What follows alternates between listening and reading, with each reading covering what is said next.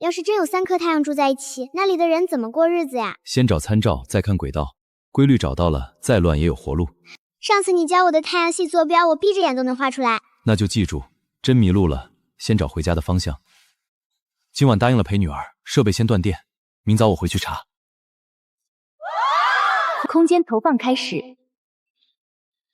星儿，抓紧我！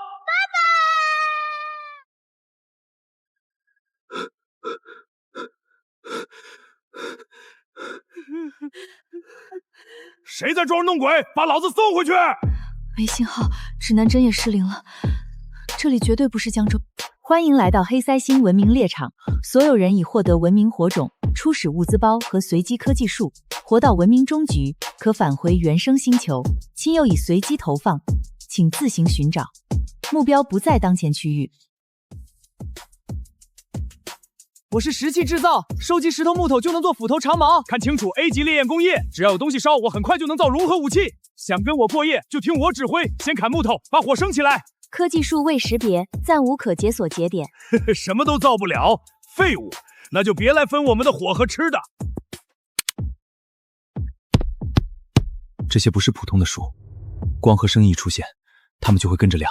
警告！2小时后开启第1次文明扫评，系统将根据文明信号值向外广播文明位置，请降低文明信号，避免坐标暴露。系统刚才说了，2小时后会有所谓的文明扫评，想必这些树就是天然的信号放大器，谁敢在扫评的时候弄出动静，就是死路一条。先别点，关手机，别大声说话，等扫评过去再说。天一黑，野兽就会过来，没有火，你拿什么保命？系统刚警告过坐标暴露，这些树会放大信号，找我们的东西越快。他说的有道理，至少先把火堆缩小。我的烈焰工业不烧东西，拿什么解锁武器？真有怪物，我来杀！离开这儿就别来求我！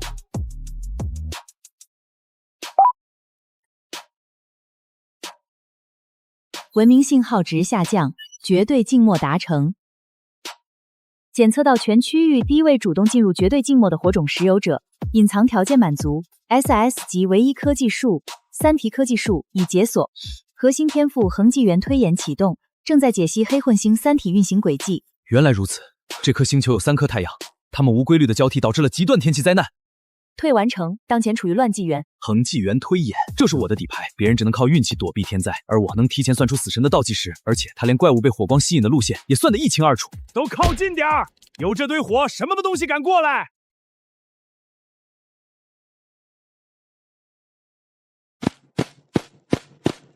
火真的有用，那些怪物不敢过来了。扫评快开始了，马上把火灭掉！你还不明白吗？这些树能接收光、热和声音，火烧得越大，信号就越强。午夜一到，扫描会记下这里，附近的怪物第一个找过来。灭了火，怪物冲进来怎么办？今晚吃什么？怎么守夜？你连科技树都没有，还敢回来指挥我？滚！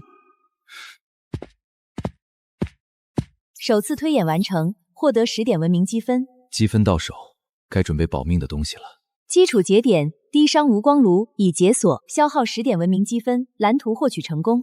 不冒光，热量也能锁在炉里，够用了。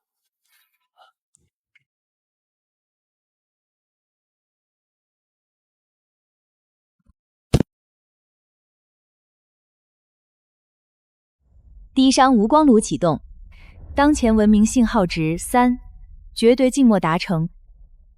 只要保持静默，就能躲过扫评。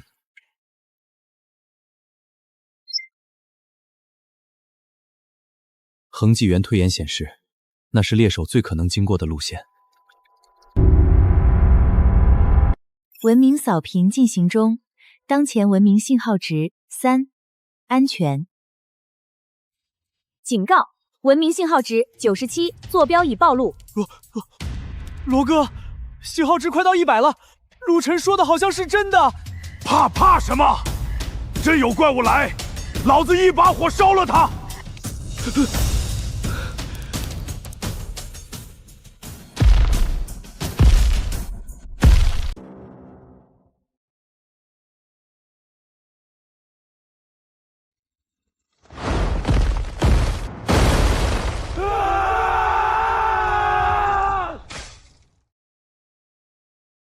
把木头全扔进火里烧死他！别再添柴了，他每次都是朝最热人最多的地方投。拿着火把往不同方向跑，把他引开。不，这不是引关。罗燕，你说的这么轻松，怎么不自己去？多嘴！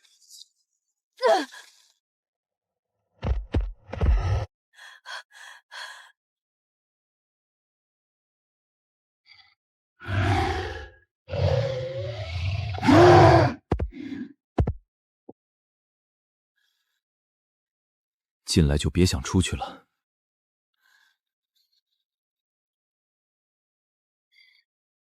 明明在烧东西，外面却一点火光都看不到。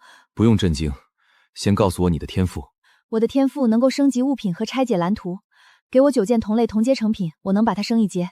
至于蓝图，我只能够解析出图，东西还得自己造。里面全是金属丝，这种树又轻又硬，正好能拿来搭基地。带上材料，先跟我走。大家都看到了，是陆晨故意用热源把怪物引过来的。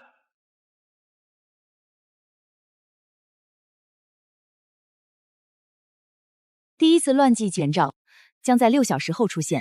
第3颗太阳将准时升起，预计持续3小时，最高气温75摄氏度，裸露地表可能超过80度。75度，我们要被烤干了。系统报的是气温，黑色地面吸热，地表只会更高。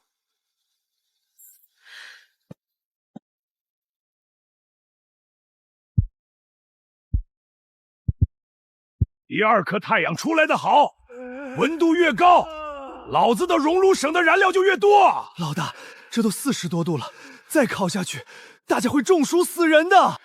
废什么话！把这破营子改造成小型炼制厂，所有人立刻给老子砍树！这是烈焰工业腾飞的机会。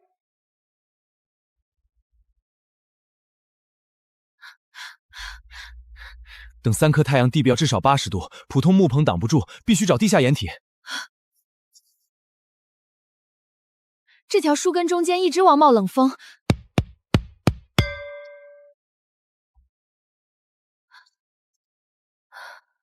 这是史前遗迹。让开！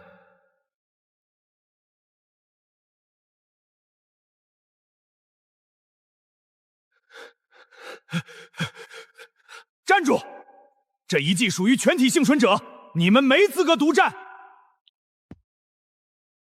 把这些箱子和水罐全部搬走，一滴水也别给他们留。陆晨，他们抢我们的物资！让他们搬。恒纪元推演启动，正在解析遗迹内部能源流向。表层只是物资仓，真正的核心设备在里面。给老子砍开！救我，老大，救我！别管他，先想办法开门。强度远超普通钢材，石斧无法碰开。系统开启3体科技树。警告：3日凌空现象发生。不好，门要关了。罗燕，你把水都占了，我们怎么活？想喝水，拿材料和文明积分来换。你这是抢劫！不换，行，你有本事撬开门，去3颗太阳底下找水。探索蜜蜂遗迹，完成无光炉建造，累计获得30点文明积分。新节点脱水休眠膜可解锁，是否消耗30点文明积分？解锁蓝图。解锁。脱水休眠蓝图已解锁，遗迹蜜蜂膜、黑树金属纤维和循环阀材料齐全，请自行制造。清河，拆2只空水袋，再拿一根吸管过来。这是什么？它能把体内手进悬层，代谢也会降到最低。人看着像干尸，其实还活着。把自己变干尸，脱了水还能活？陆晨，你脑子被烤糊了吧？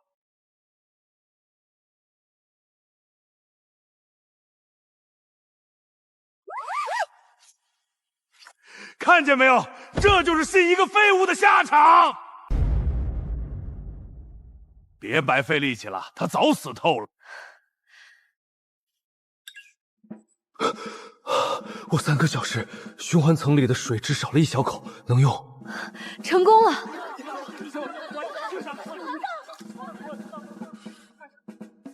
该死！陆晨，你看，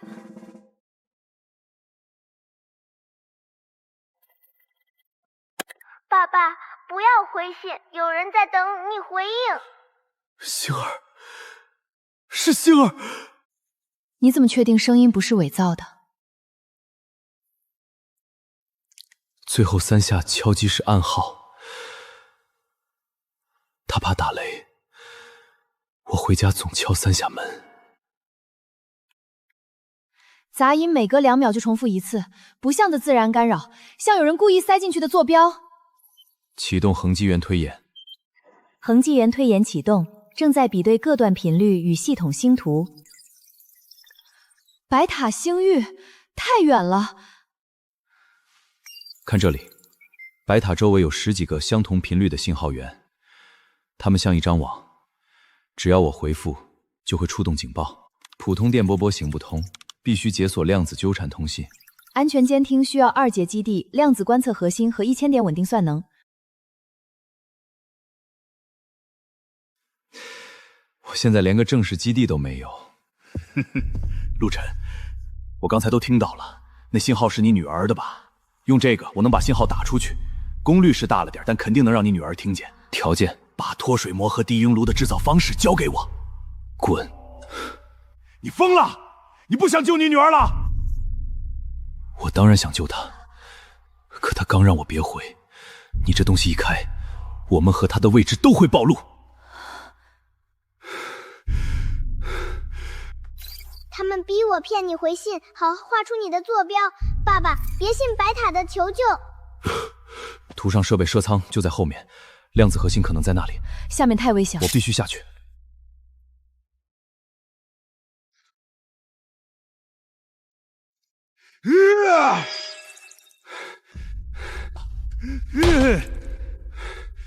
妈的，连老子的石斧都砍不动，这鬼东西怎么过去？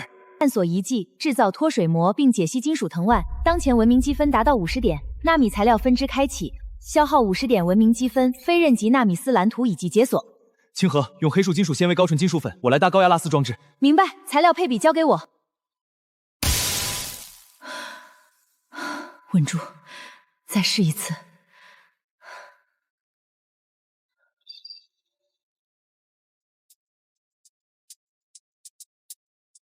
折腾半天，就弄出一根线，给老子缝衣服都嫌细。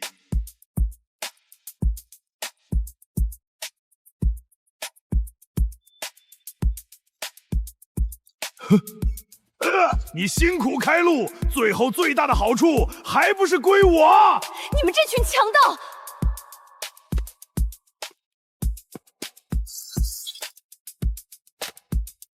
检测到 A 级量子观测核心，可用于伪观观测、恒星的计算及量子通信前置构建。走吧。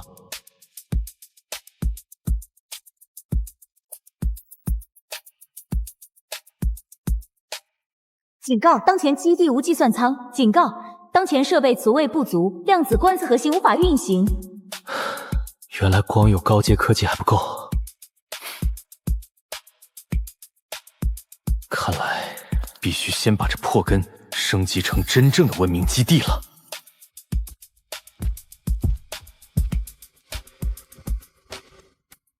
升级一阶静默舱所需材料：黑树金属、隔热泥、信号移质板、完整文明原晶。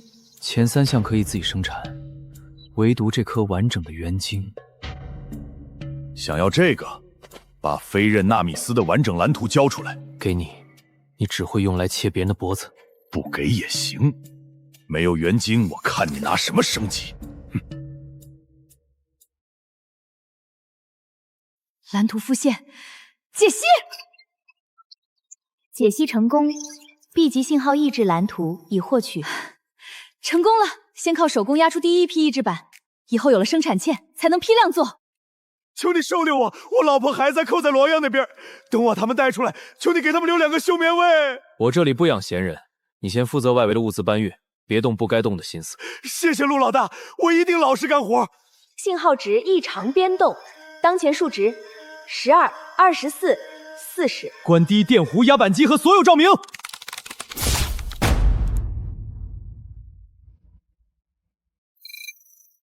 信号值继续飙升，60、75、86。警告：检测主动坐标广播，信号源位于基地内部。不是设备泄漏，有人在主动向外广报我们的坐标。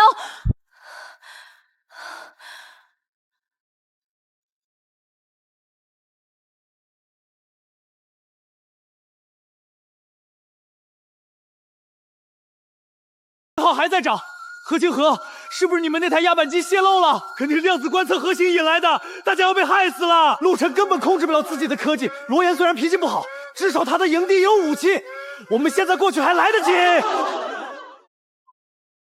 信号源定位中，正在与目标人物重合。信号源可能埋在墙里，短时内找不到。那还等什么？大家赶紧收拾物资走。走那么急干嘛？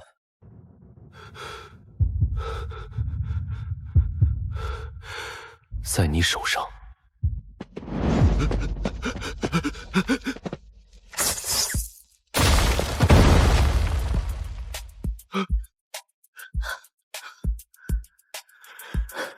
杜成，真的是你！是罗耀逼我的，我老婆和孩子被关在他营地的冷库边上，我不放信标，他就不给我们水。判处！警告：扫描已记录此位置，一头森林猎手正在靠近，预计10分钟后抵达。东侧巢穴内另有一头领地猎手。森林猎手，静默仓材料都齐了，就差罗阳手里那枚文明元晶，现在怎么办？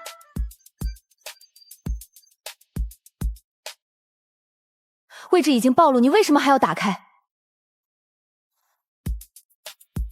信号不能消失的太突然，得让它换个地方继续亮。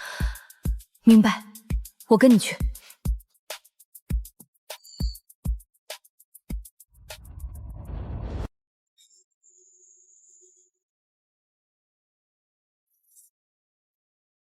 信标回波没错，这小子真想拿2头怪物互咬。等他一死，量子核心和纳米斯都是我的。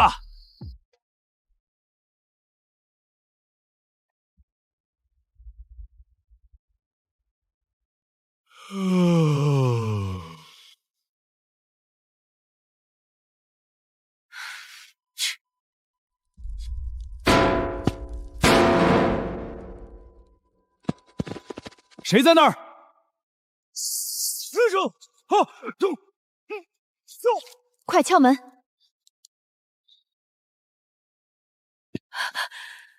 我来接你们回家了。时间不多，罗燕随时可能发现。走！人已安全救出，正在进入遗迹。你活着回来。按计划撤进遗迹，2头猎手手由我来引。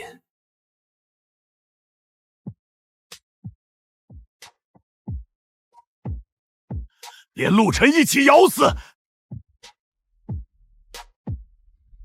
还差0.2米，就是现在。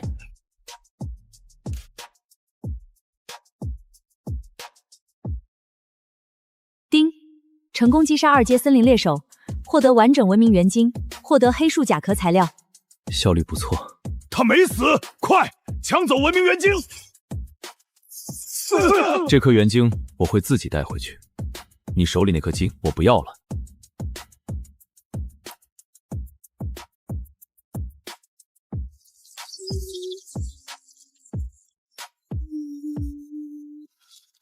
怎么可能？他的科技树明明是空白的。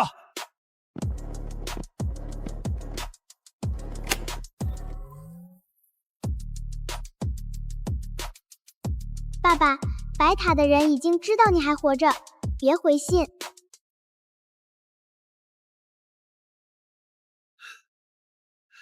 陆哥，收留我们吧，我们能搬材料、守夜，什么活都能干。罗岩根本不拿我们当人，怪物来了，他只让我们去送死。求你给我们一条活路！看清楚，放你们全部进来，下一场灾难来临前，所有人都要饿死。你建成了全区域第1座基地，怎么可能连几个人都养不住？你就是想挑有用的人。他告诉你们听话就有吃有喝，最后让你们挡怪物。我把水、食物、人数全摆在你面前，要是觉得他更好，你们现在就可以滚回去。伤员先进去，再收4个人，剩下4个先住外侧静默棚，6小时轮换1次。留下就得遵守静默规则，谁私自点火发送信号，立刻驱逐。装什么公平？地方不够就直说，立什么牌坊？愿意来的都到我这儿来，只要肯干活，有火烤，有水喝。全区域首个1级文明基地现身，解锁72小时文明缓冲庇护，高危清扫单位暂时封禁降临全县，野外文明遗迹整体刷新概率大幅提升。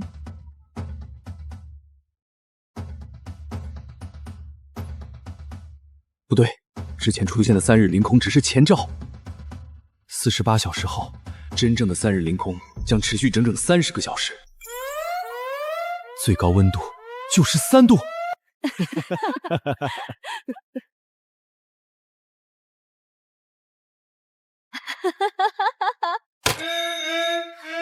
清河，把所有人叫回来。48小时后，地面不能带人。听好了，想要水就去烈焰工厂搬黑木，干满6个小时换半瓶水。半瓶水怎么够？没有水，脱水休眠也撑不了多久啊！陆晨，要不我们去抢了水坑？罗焰人多，但咱们有纳米斯。现在就算抢到1坑水，3颗太阳一出来也会晒干。我要的是每天都有水。找到了。这些黑树为了应对乱纪区，把大量水分存在地下根系和树干夹层里。不过树皮里含有金属纤维，普通钻头根本打不穿。而且一旦切口过大，水流产生的震动会引来地下的未知生物。不切主水脉，做一根中空金属针。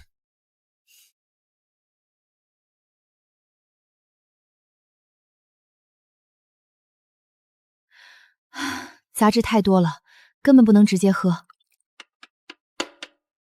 蓝图复现。解析。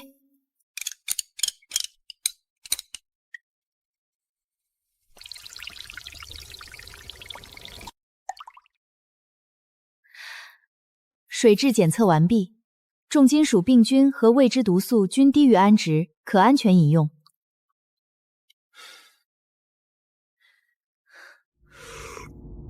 甜的一点都不苦。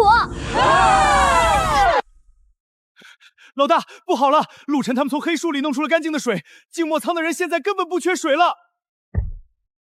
该死！从现在起，谁敢跟陆晨换水，这里一滴都不卖！再放话，就说他的树枝有毒。尽量控制取量，减少震动。不是水管故障，地下有东西沿着水流找过来了。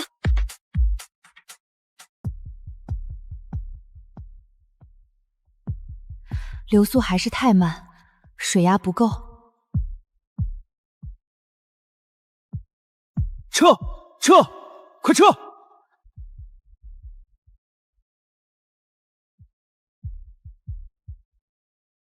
叮！检测到黑森根兽依靠水流、机械震动和地层缓升寻找猎物。它没有眼睛，靠震动定位。我们的取水管把它引过来了。我从罗岩那里偷了烈焰爆燃筒，用它炸那怪物。你点火试试。静默仓离这儿不到10米，爆燃筒一响，整个区域的森林猎手都会知道我们躲在哪里。老大，钻井功率加大，可能导致地下结构不稳定。加大，那畜生已经闻到水味了。只要钻井的声音足够大，它就会一路追陆晨的树根基地过去。有10几名工人钻进一听根兽就改道，他们全会被活埋。给我2分钟，我可以把人带出来。20分钟，带不出来，或者你再耍一次花样，我不会再给你第3次机会。感震肉须信号调好了，模拟下水流动震动，根数一定会优先这个。快跑！快跑！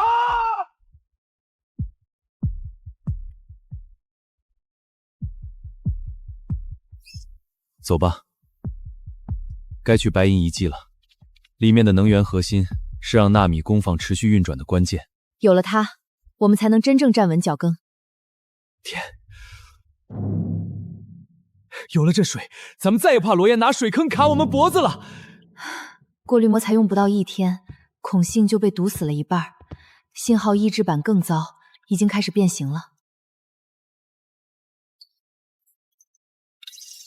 叮，解析成功，获得 B 级微型纳米工坊蓝图。成了，有了这台工坊，过滤膜和信号抑制板能批量生产，效率是手工的几10倍。猎手甲片做导热材质，利用温差给储能单元充电，完全无光无声，不产生额外信号。试试看。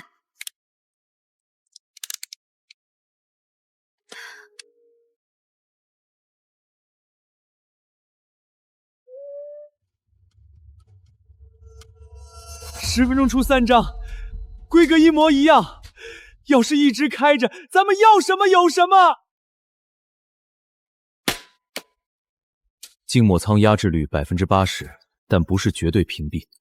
信号从4涨到19，翻了近5倍，等于我们在黑暗丛林里亮起一盏更亮的灯。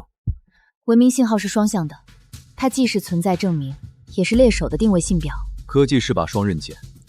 从现在起，纳米工坊只能在质子计算出的扫描盲区中分段运行，每次绝甭超过15分钟。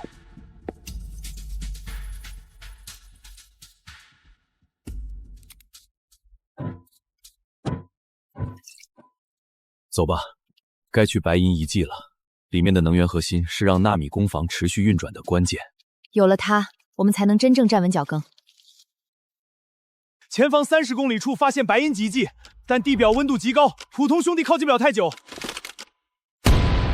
高温，那是宝贝在发光。这一次，谁再敢挡老子的路，杀无赦！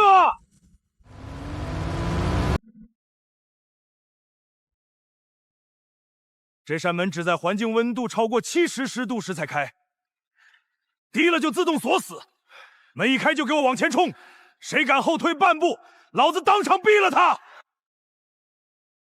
这层膜能撑多久？最多10分钟，别停，也别做多余动作，一直走到核心室。罗岩带的人比我们多，我们走哪条路？等门开，不跟罗岩争大厅，从侧面检修道绕进去。全体探路！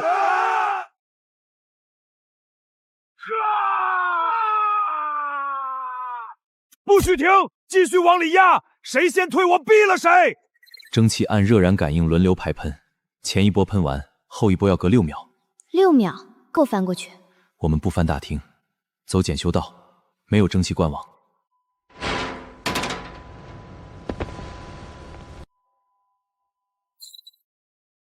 比地质炉高好几个核心。有了它，纳米不用再靠温差充能，3阶基地的长期电力也够了。等等，这条纵向通道从静默东北方向一直往下，穿过罗岩采矿区下方，末端标着一座金属井，里面有个重力稳定环。外部温度降下来了，回检修道。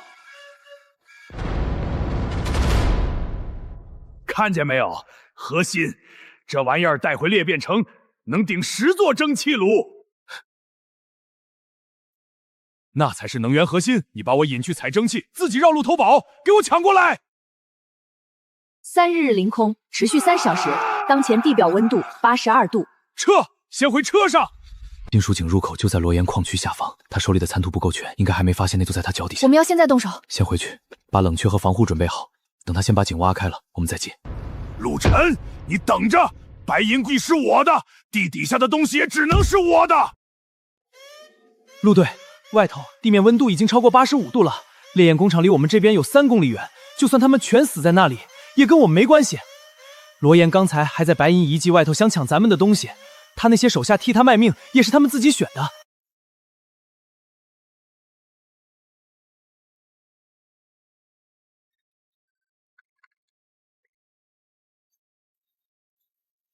被锁在里面的人，做不了这个选择。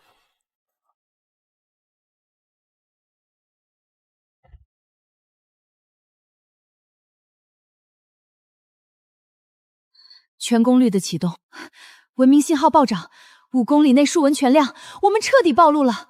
我知道，但那座工厂里的人撑不过10分钟了。罗燕和他的核心成员躲进了仓库，可生产区里还有10几个被锁在流水线上的人。明白了，我走前面铺路，隔热板挡住一部分热辐射，但时间不长。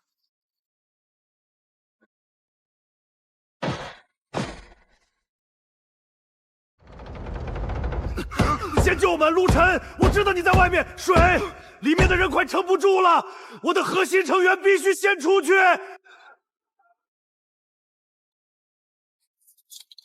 全部往地下通道撤离，沿着墙根走，不要抬头看天。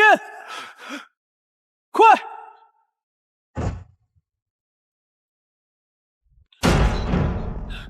为什么不救生产线？那是光明营地换取物资的根基。冷却液只够开路，我只能先救人。陆队，遗迹残图标着矿区下的金属井，他一回来就逼我们开钻架绞盘，副手已经带人下井了。稳定环是整口井的承重核心，再用绞炉硬拉，井到几分内就会塌。快走！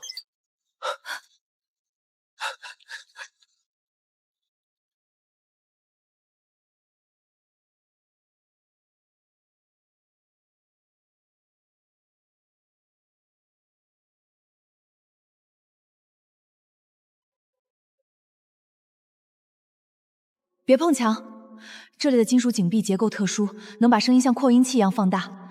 刚才那一声在地下至少能传出去半公里。对不起，我没站稳。不光走路要小心，千万别开火冲，也别用任何爆炸物，哪怕是一颗小雷管，在这口井里炸开，整个井壁都有可能被震塌。前面30米就是出口，通道变宽了，跟紧我，脚下尽量踩我踩过的地方。那就是重力稳定环。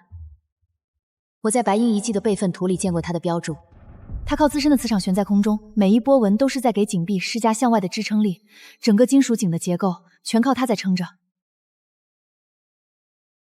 住手！不能直接拆。陆晨，你不在外面当你的好人，跑到井下来添什么乱？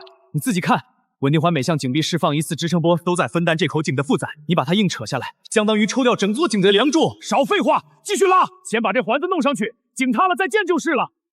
再不通绞盘，整口井会在3分钟内塌方。立刻停下，先把钢索松开，还有机会稳住。你们几个站到那些柱子下面去撑住，我这先撤，回头再拉你们上来。那郑副局会死的呀！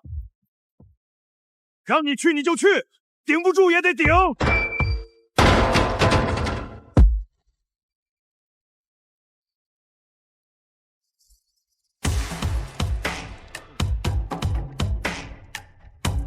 陆晨，先把我弄出来，只要你拉我出去，那环子归你，我什么都不要了。他们是你带下来的，你说过让他们顶柱子，你的人先撤。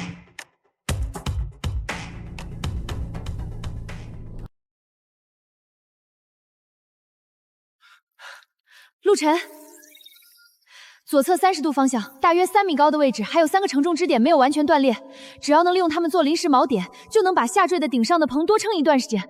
这边通道可以走了，快！伤员先走，能动的扶着不能动的，别挤。陆晨，你听见没有？先救我！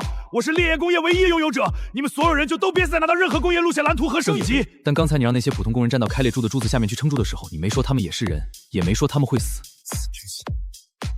我把剩下的元晶武器、图纸什么都给你，你先把我弄出去，我不想死在这里。走，别挡路。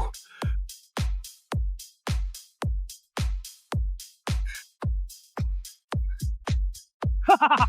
你蠢不蠢？这东西谁抢到就是谁的。你救了半天人，最后还是要便宜老子。站住！那是承重核心。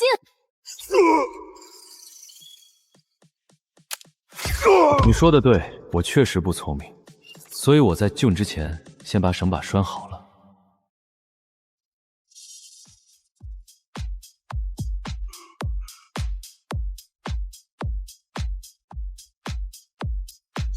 撤！所有人走，我殿后。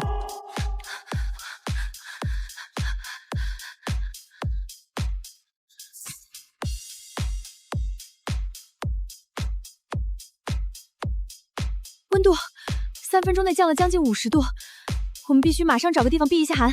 经乱翻转后，极寒黑夜降临，预计最低温度零下46度。等等，面板最后一行说，2阶升级期间，现有基地功能会停机5分钟，地热炉、保温系统、循环水泵全都会停。5分钟，回去，路上说。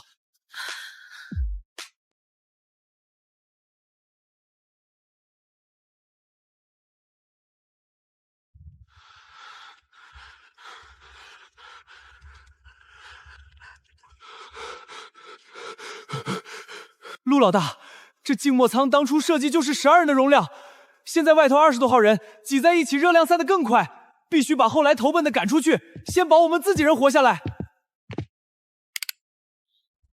重伤先进去，腿脚失去知觉、手指发黑的优先，孩子和伤员进恒温区，其他人分批脱水休眠。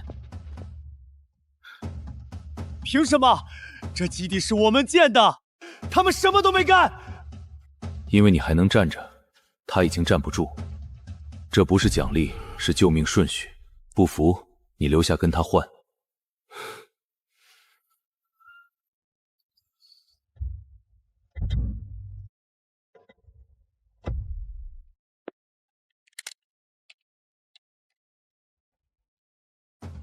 条件全部绿色，但升级会停机5分钟，保温、水泵、空循环全停，舱内会迅速降到0下。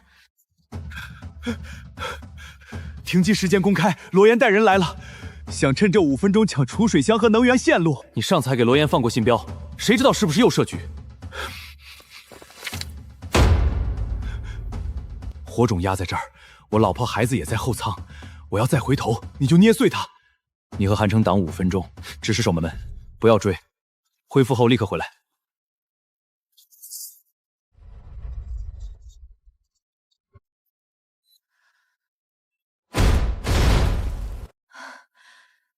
1分钟，60%，还差2分钟。罗岩到外门了，有烈焰切割器，外门开始烧了。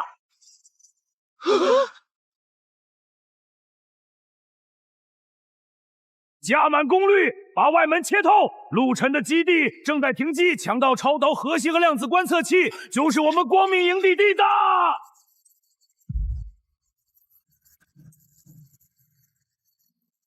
外门还能撑多久？切透了也得再烧10几秒，才能把门芯融开。第一批人冲进来，半锁只能放倒2、3个，能放倒1个算1个。挡5分钟，别追，守住口子。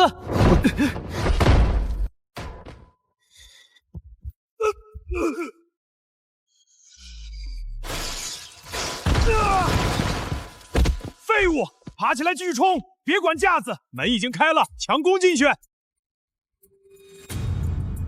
你只剩半条命了，剥掉隔热层，你撑不过最后10秒。我能站着，孩子站不住，这是救命顺序。还剩40秒，切割声停了。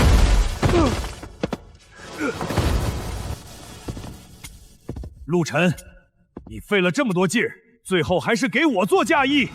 这基地从今天起姓罗。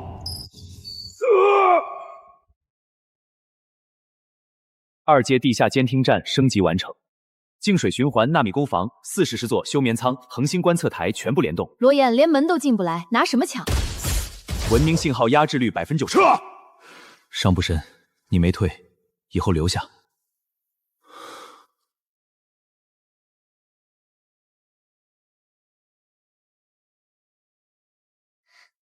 爸爸，47名儿童火种都接在主塔上，不能回塔，塔倒了，我们都会死。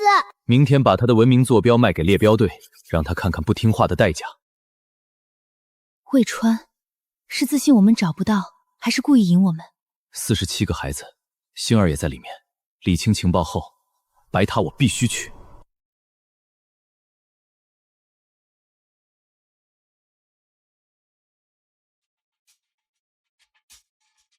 是真的，食物、热水，白塔有这些。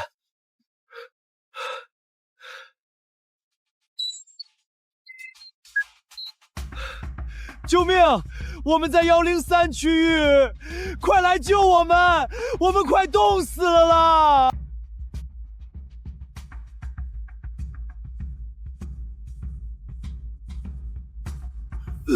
你们干什么？不是说接我去白塔吗？没有价值的文明也配踏进白塔？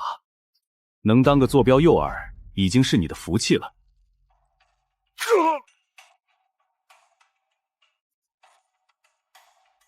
谁回复坐标，坐标就送到他们手里。白塔不是接人，是来抄家的。他们把幸存者当成诱饵，用活人的求救信号筛选目标。警告：当前传输环境下，无法安全向白塔方向发送回信。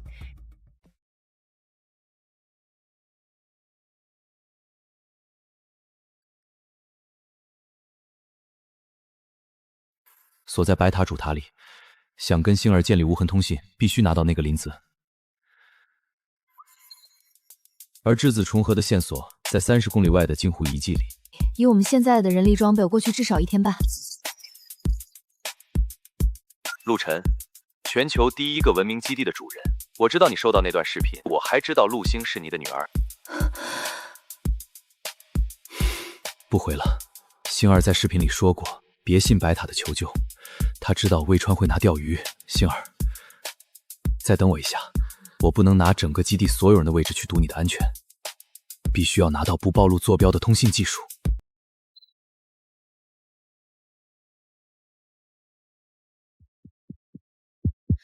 魏川刚才发那条私信的时候，他没有做任何信号伪装。我顺着驾手的回传协议逆推了一下，你看这里，难怪他一劲儿的诱导你回复。只要你按一次确认键，哪怕只发1个字，他就能把监听站的位置缩小到几百米内。他根本不需要你交出蓝图，他只需要你开口。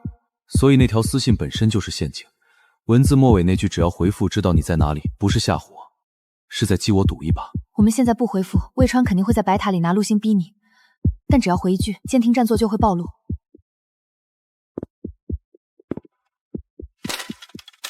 你打算拿这些东西做什么？这都废了，通电就冒烟。一次性中继器，不用电磁发作，不用实时响应，只要机械定时装置让它3小时后自动触发，它就能在浴室电点发一次消息。对，那条消息的内容我已经写好了，但我要让他知道地点，我确实有吨数可以谈。等他派人去了金属井，看到的不是我，而是那里的根兽。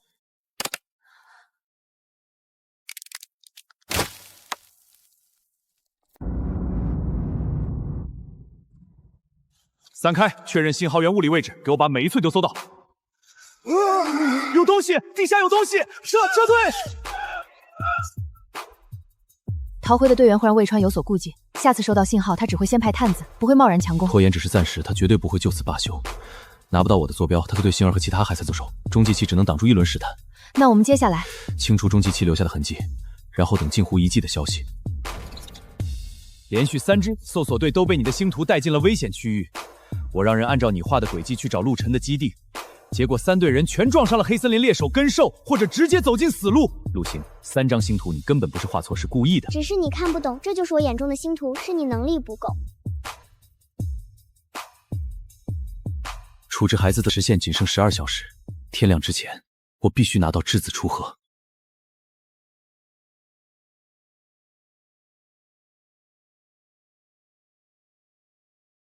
这是用黑树表面的吸光纤维做的光学吸收膜，披上之后，体表反光率会降到接近0，只要不主动发出热源，50米外肉眼几乎看不到。这东西能挡多久？只要不破，一直有效。但它不隔红外，低烟炉必须关掉，体表热量也要靠脱水膜压到最低。进入半脱水状态，代谢降到最低，呼吸频率减变半，体温保持在与湖水接近的水平。水下有一条古明维护管道，直通遗迹底层，冰膜下方才是真正的深水区，在湖底东南侧30米处。光感扫描显示，水下5米之后基本全黑，我们只能靠裴仲胜引导方向，不能开灯。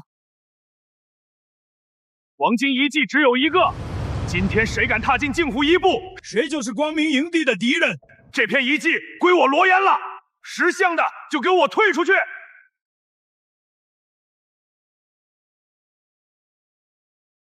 哥，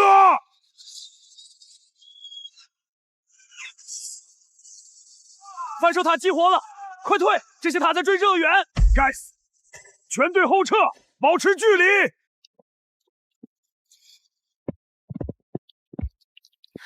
这就是质子除核，怎么这么小？系统说它是不完整形态，需要接入高算力基地方可能完整运行。检测到 S 级科技组件。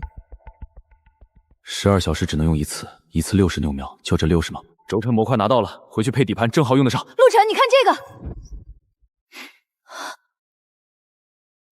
还捉押着46名未成年孩，最小7岁，所有火种全部绑定主塔，把所有孩子的火种都锁在了主塔系统里。只要主塔里所有火种会同时熄灭，系统会判定文明覆灭那些都毁掉。他不是在担心塔本身，是在提塔一倒，他和其他孩子都会被系统带走。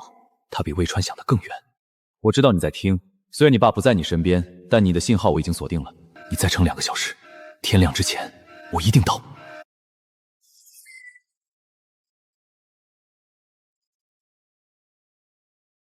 从拿到它到现在，已经过了11个小时，剩余可用时间不到1个小时。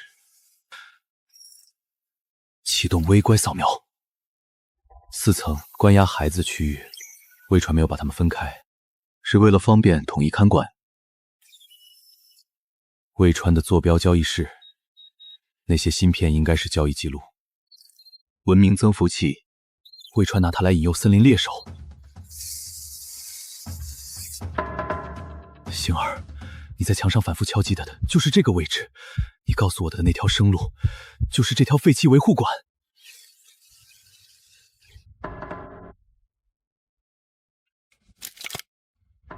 它的启动开关不在塔里，在塔外。魏川根本没打算自己待到最后。质子给了60秒，把塔结构大致扫清楚了。孩子的关押区域在4层，魏川的控制值在43层。43层，那是白塔的中上段，不是顶层。顶层是增幅器，魏川把增幅器当成了一个陷阱的开关。蓝图复现解析 ，B 级身份印象器蓝图解析完成。它能模拟废弃文明回收队身份，进了限制区就会触发警报。从刷开第1道门算起，最多撑10分钟。白塔猎队和罗燕的车队都在赶往同一个坐标。魏川把星儿故意画错的坐标卖给了罗燕。魏川卖同一份坐标给了2家，让他装在一起互相消耗。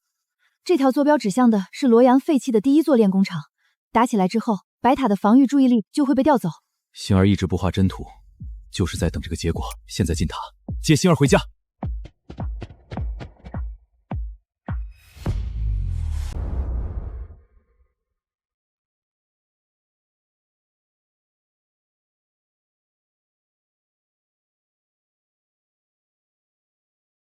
快，把验证器装上。魏总给的坐标就在这里。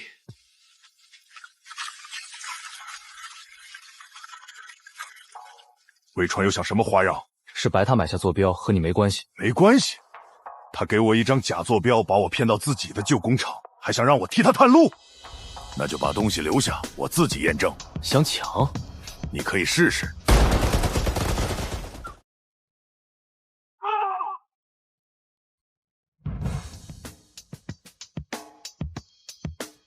连续几次了，你每次都把我的人引到危险的地方。那只能说明你的人太蠢。你很聪明，可惜聪明救不了所有人。姐姐，魏川，你要干什么？你应该知道文明增幅器的作用，信号越强，黑森林的猎手来得咬越快。10分钟内把真正的坐标画出来，否则我就把他的火种接上增幅器。东侧第3层。陆星，他在告诉我位置。这个身份只能撑几分钟。够我们进去。这么多资源，外面的人却还在挨饿。这些东西不是用来救人的，是魏川控制人的筹码。先救星儿。被发现了。一个早就注销的回收队身份也敢闯我的白塔。陆星在哪儿？陆星，你父亲来了。爸爸。星儿，我来接你。可惜你们今天谁也走不了。现在我们一起等他们过来。检测到超高强度文明信号，森林猎手正在快速靠近。启动私人逃生通道。魏总，那塔里的其他人怎么办？他们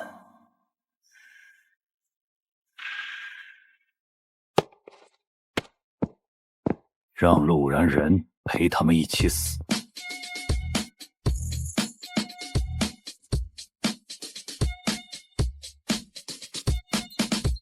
主塔系统已进入锁定状态，还能解除吗？可以，但时间不够。如果强行关闭，所有火种都会触发警报。那就换一种方法。控制他，让他以为一切正常。找到主链了，主链上是有46枚火种。先救他们。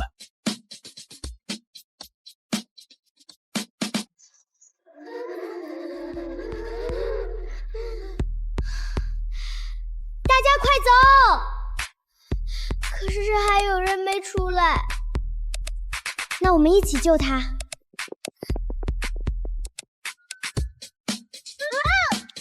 都别动！你到底想干什么？想活着离开这里。你根本不在乎任何人。活下来的人才有资格谈未来。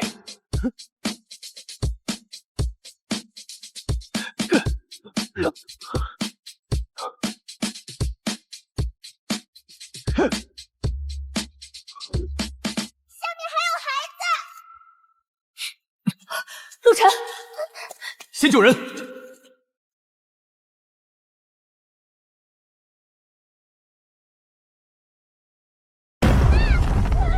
姐姐，我动不了了。别怕，我们会带你出去。不能直接切断横梁。为什么？这里是承重区域，一旦切断，整个通道都会塌。便携观测终端呢？终端只能看大结构，质子刚用过，还有11小时才能再启动。还有办法吗？这里以前有3根承重柱，左边那根还能支撑，再切中间横梁。星儿，你记住了？我看过1次，就不会忘。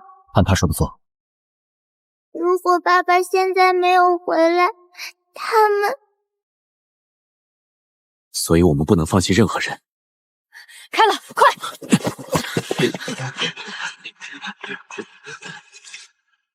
陆晨，你永远改变不了什么。坐标账本可以再找，人死了就再也找不回来了。爸爸，这个给你。A 级量子林层，还有这个白塔里的高密度计算聚捆。我们需要的升级条件齐了。看来这一趟没有白来。看来我来的正是时候。罗言，这些孩子的能力不应该只掌握在你手里，尤其是他必须跟我走。不可能。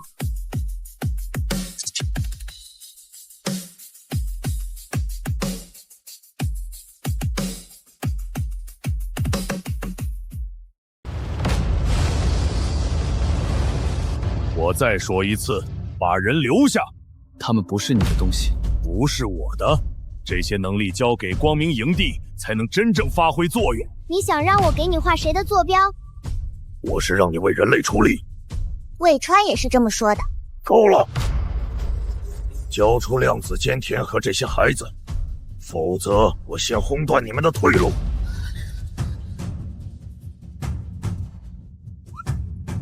陆晨，这块清册能把一个文明信号复制成47份，能骗过他们，能制造出47个假的文明目标。那就让他们去找罗岩。信号一旦发出去，森林猎手也会被吸引。所有人进维护沟。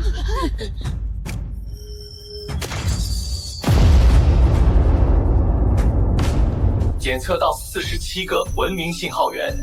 怎么回事？开火！先解决这些怪物！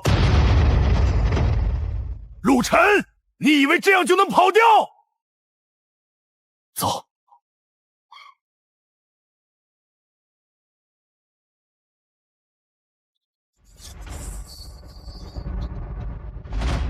区域文明数量已达到需要标准，30分钟后将开放文明组织模式。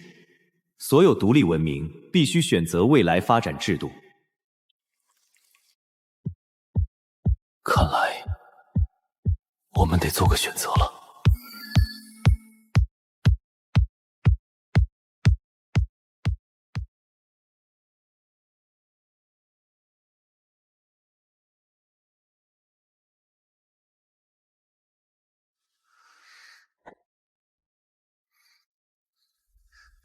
爸爸，他们害怕。他们问，这里会不会也像白塔一样，用火种控制他们？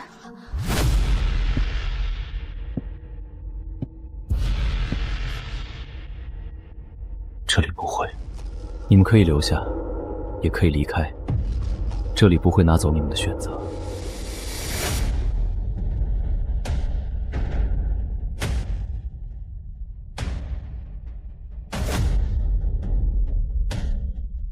陆队，现在多了这么多人，我们的食物和能源撑不了多久。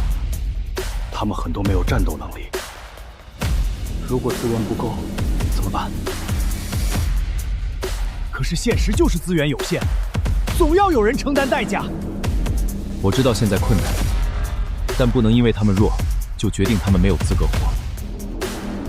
承担代价的人，不能由拥有权力的人决定。区域文明数量达到标准，文明组织模式开启，请选择未来文明组织方式。所有幸存者听着，加入光明王国，强者负责管理，弱者负责服从。他选择了最简单的方式，也是最危险的方式。陆队，我们也建个王国吧。不，我不该成为王权，我不走这条路。那你选什么？工会，资源公开，规则共定，去留自由。静默工会建立成功，所有升级材料已经准备完成。开始吧。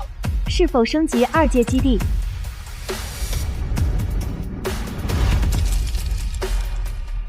不好，君离撑不住了。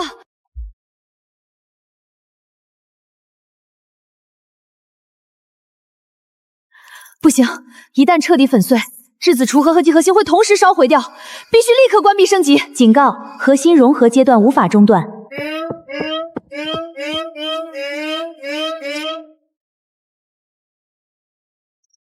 等等，不是能量问题，是47组火手种信号残留在内部，正在互相干扰。你能找到他们？我记得。需要怎么做？把信号分开，按他报的顺序，一组一组隔开。最后一组频度接入。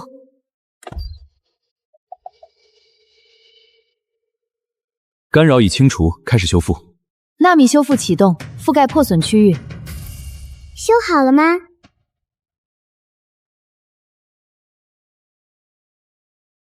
？3阶基地升级继续，3阶质子科研站升级完成，新增功能10公里质子侦察、量子钩缠通信、微观结构建模、高精度科干扰、高精度医疗与科研系统，设备数据全域联动。被动科技所可按质子标记定向封锁1公里内的敌方电子控制设备，持续30秒，冷却12小时，纯机械结构不受影响。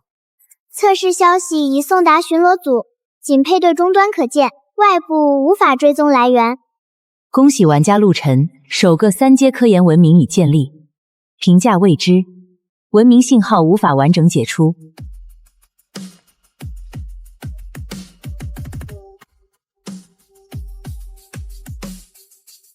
金色猎巢即将登陆。陆晨，所有人听令，立刻加快钢体生产。魏川，猎巢一开，魏川和罗燕都会找过来，先让质子找到他们。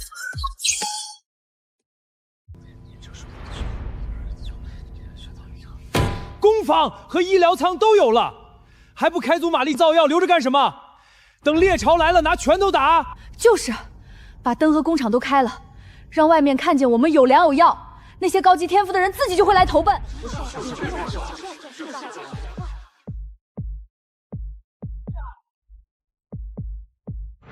放满功率运行1小时，文明信号增加16点，外部照明1晚上增加8点，无线广播招募增加1点。文明信号那玩意儿高了又怎么了？不就是个数字吗？黑数会放大信号，超过60点，森林猎手发现概率翻倍，就像黑夜里举着火把走，火越大，招来的东西越多。那罗燕的光明王国天天点灯烧炉，烟几公里外都看得见，他怎么还活得好好的？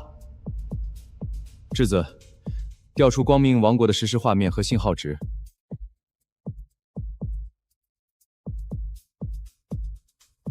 黑森林里躲躲藏藏，永远只能当老鼠。加入光明王国住钢铁房吃热食，只有最弱的文明才会害怕被看见。光明王国文明信号值273，暴露概率92%。静默工会信号值11，暴露概率4%。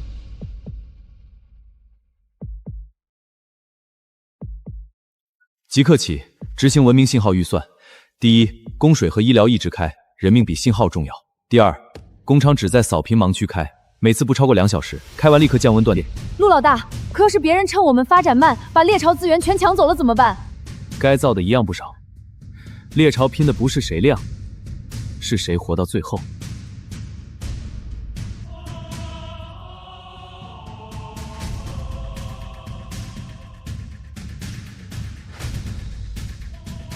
5、4、3、2、1。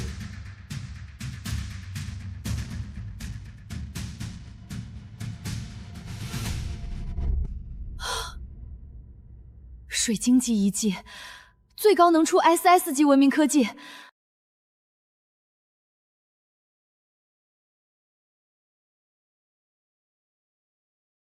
他不是在吃我们，是在吃附近文明的能源。下一个就是我们。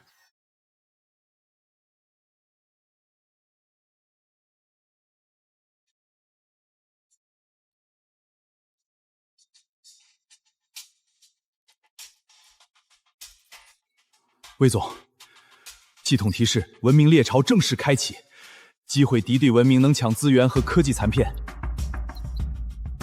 终于开了。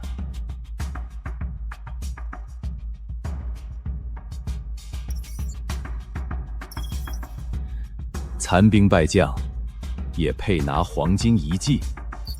这么快卖出去了？这才刚开始。黄金遗迹守军30人，伤了一半。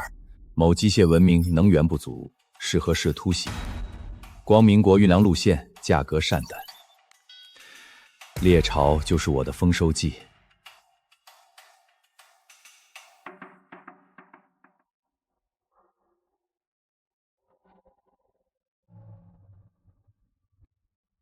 准备好了，我一扫完就冲进去。水晶级遗迹，咱们发达了！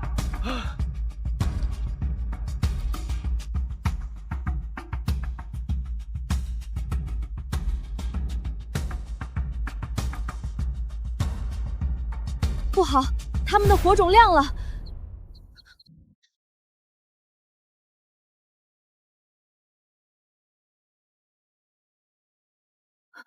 他对火种和能量波动极度敏感，根本没法偷偷潜入。继续扫描，找出它的核心，打不动外壳就从里面下手。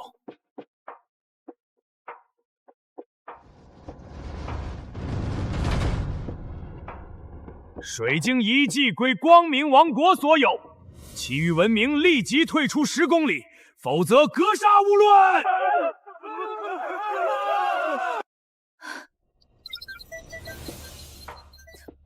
不对，质子连原子缝都扫不进去，外壳是强相互作用材料，那些炮只会给它送能量。先看他打。王，咱们这么多炮一起开火，信号太大了，要不先试探一下？试探？老子带了上百门炮，还怕一头畜生？开火，给我轰碎它！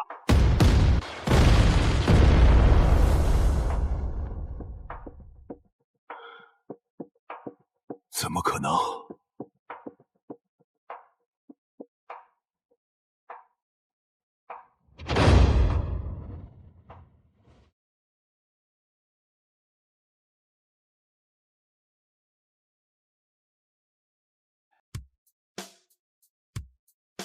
吞城者那头畜生，炮打不动，还吸能量。魏川，我要附近所有文明的位置和兵力部署。开架！爽快！黄金遗迹坐标3枚，小型文明情报一枚1个。我这儿还有个好消息，静默公会的大致方位，要不要一起打包？要，全要。好说说好说，坐标稍后发送，合作愉快。按坐标推过去，小的吞掉，大的绕开，先把周围清理干净，再回来收拾那怪物。王，魏川这人靠得住吗？他会不会把同样的坐标也卖给别人？哼，他敢！老子的炮队就在这儿，他敢耍我，我连他一起轰！该死！魏川不是说这地方只有我和光明王王国知道吗？你们怎么在这儿？魏川也是这么跟我说的，说好了独家情报，结果来了3拨人，绝对是你们泄露落标，找死！去他妈的魏川，管他谁泄露的，先打死眼前的，遗迹就是我的。魏川根本不在乎谁赢，他只想把同一份坐标反复卖，卖一家赚一家，死的人越多，他的情报越值钱。先查清他把我们的消息卖给谁了。3条假入口各走个不同的渠道放出去，谁来就说明谁买了我们的情报。钓鱼执法。算是吧。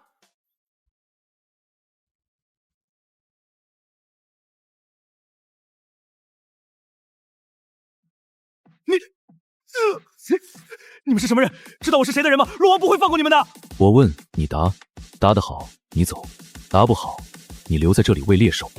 走！别！我说，坐标全是魏川卖给罗瑶的，真的，我就是个带路的，什么都不知道。他还卖了什么？魏川卖了白塔结下的3次通信方位，我们技术算出来你们在30公里围内，罗王已经开始地毯式搜索了。他还卖了一张陆行留下的星图残片，技术组正在算，说是什么大秘密。那张图不是用来找基地的。那什么？上面记录的是3颗太阳的稳定周期，是我在白塔的时候趁魏川不注意偷画的，本来想留着自己用。罗耀的技术组还没发现真正价值，可只要他们继续算下去，很可能会推算出下一次高能锻造窗口，到时候他就能利用3星对齐的能量，做出更厉害的武器。拆掉他们装甲车的远程发射器，只留本地导航，在导航里塞一个假入口，再放他回去。只要他回去报告，罗阳一定会大规模搜索那片假区域，能拖多久是多久。探照灯，距离入口已经不到2公里了，罗阳已经开始地毯式搜索了。水晶鱼镜那边又打起来了。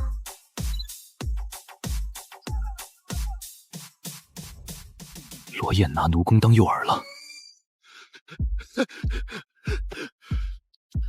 散开，全部散开，接近吞城者，越散越好。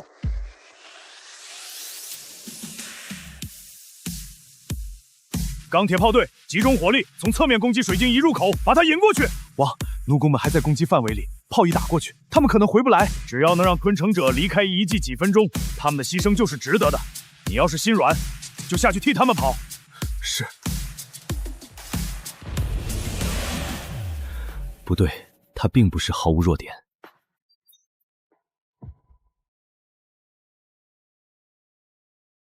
看这里。他吃满以后会开副甲排能，17秒一次，开口只有半秒。开口的时候能量太强，质子直接被弹开了，进不去。不过开口那半秒，壳下面是露着的，只要东西来得及钻进去，就能直接碰到他的神经核心。纳米斯不够快，炮也不够准，半秒根本打不中。现在做不到，难道就看着他在那儿吃人？先记下来，总有办法。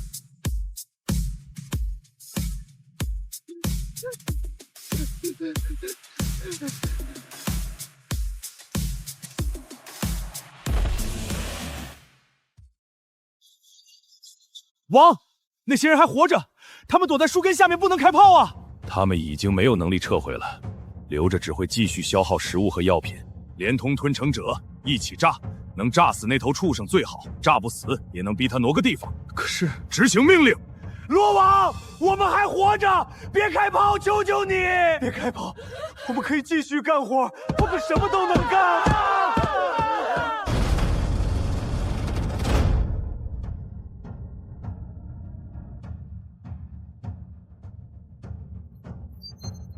炮口全夹住树根了，一开炮，上面人一个都活不了。开科技锁吧，罗爷马上就知道我们有这招，以后就有防备了。不开，他们一炮都活不了，怎么办？开，30秒，先把炮按死，人都炸没了，还藏什么技术？早就该这么干。科技所准备就绪，全炮装填完毕，等待指令。开火！怎么回事？为什么不开炮？王，不对劲儿！所有炮的电子点火全灭了，瞄准屏也黑了，我们开不了火。陆晨，除了你，没人有这种技术。开火！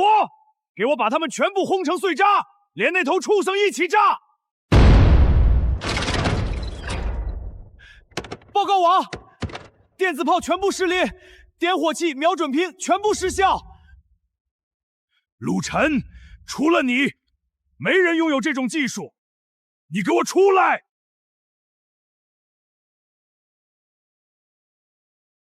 撑住了，快把人拉下来！快点，还有几个，还差5个，快！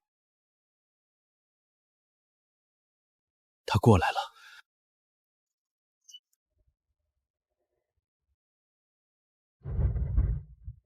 快，最后几个！30秒到了，科技锁失效了。该死，陆晨，你敢动我的人！我要不要追？他们肯定跑不远。追？怎么追？科技所说开开就开，你知道他还有多少招？他们是我的奴工，我怎么处置？轮到陆晨插手，这笔账我记下了。陆老大，这是我偷偷存的受击记录，怪物每17秒开一次排能枪，有规律。罗岩只让我装炮，不让我说话。谢了，你叫什么？我叫老周，火炮研发，被抓做奴工。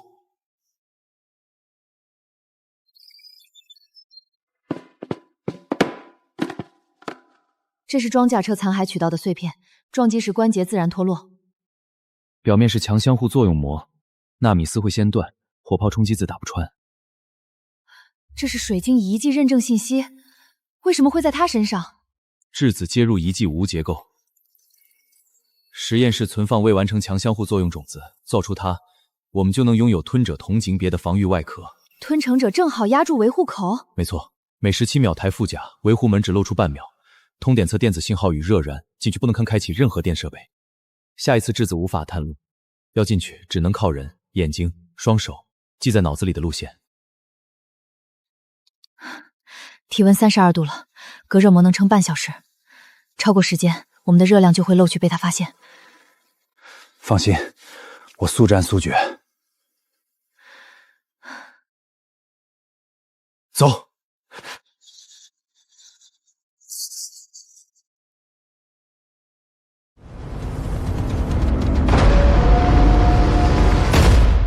左边3步，右转，再走5步，下台阶。这地方一点光都没有，连点回声都不对。别怕，有我呢。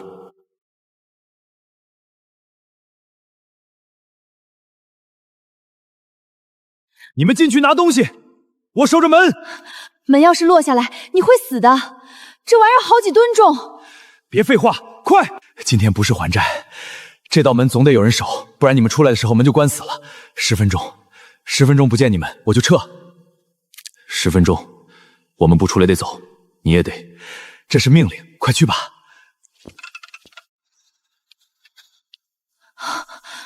就是他，强相互作用种子。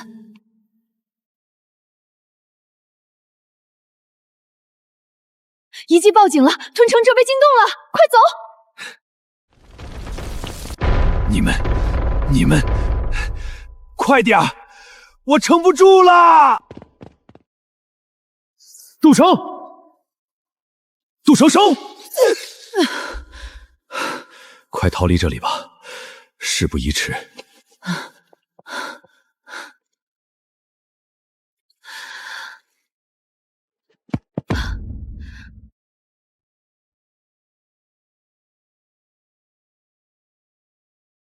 左臂是挤压伤，骨头没事儿，软子柱子损伤严重，24小时内不能服重，养养就好。杜城叔叔，没事，小伤，下次还能扛门。检测到 S 级文明材料，当前3阶基地无法承载强相互作用结构。意思用不了啊？意思是我们还要更高阶的基地，才能把这枚种子用起来。3阶只是开始，下一阶4阶基地，我们需要更多的资源，更强的技术。有了这枚种子，4阶就有希望了。才刚刚开始，真正的游戏现在才开始。48小时凑齐3000组纳米结构板，微型工坊24小时不停运行，黑树会把电磁热能效信号成倍放大，单次长时间运转，黑森林旷野的整片斯林猎手都会被引过来。更糟的是扫描周期，系统每40分钟一轮黑森扫频，只有7分钟盲区，超出时限信号会被全域记录。窗口错过，下一次稳定3星轨道窗口要等整整3个月，到时候猎巢收缩完住，吞城者只会越来越多。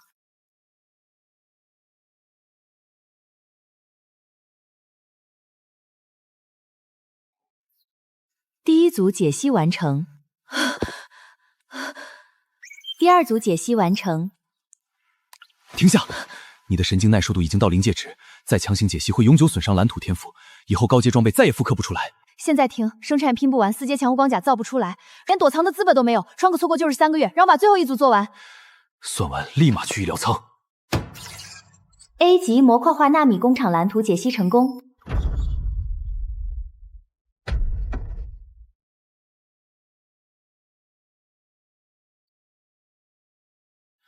以前人工配合小工坊1小时才10几组，盲区7分钟，全功率能出40多组，这产能差了3倍不止。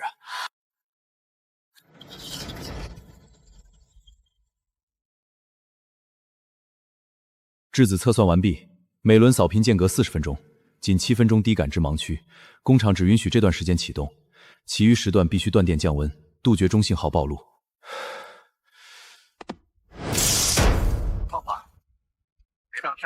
3000组纳米结构板完成，压缩能源反应堆进入最后组装，4阶实体材料全部就位。陆晨，看雷达！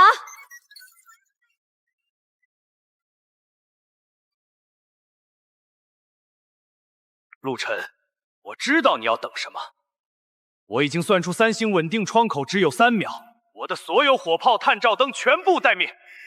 你敢启动反应堆锻造，整片黑森林都会看见你的坐标。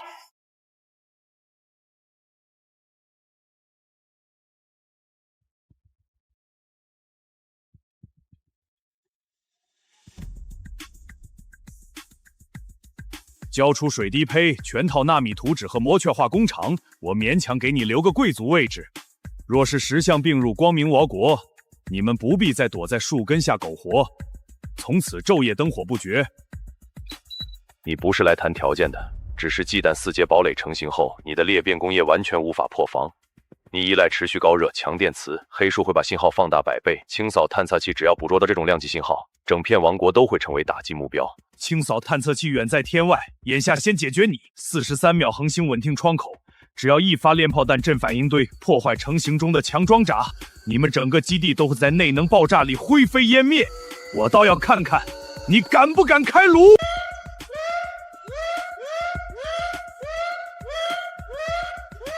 这次先停，等下一个窗口，大不了多熬3个月，至少不会被罗烟正面炮击。不能等，3个月后的猎巢压缩范围会再缩小1倍，我们藏不了那么久。一旦我们4阶堡垒造不出来，没有强护装甲抵御巨兽，罗焰随时能强攻基地。计划不变，准时启动恒星窗口锻造，所有非战斗人员立刻转移地下深层休眠区，纳米工厂停止生产，全部能源转入压缩反应温堆。质子负责锁定敌方火炮电子点火线路，杜城、韩城带防卫队前往羽毛地下点位，拉起多层纳米拦截网，阻挡蒸汽炮弹。何清河立刻进入核心锻造区。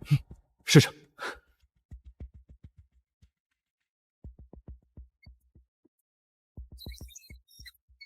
距离稳定窗口还有60秒，恒星稳定结构成型前，绝对不能中断反应堆源供给。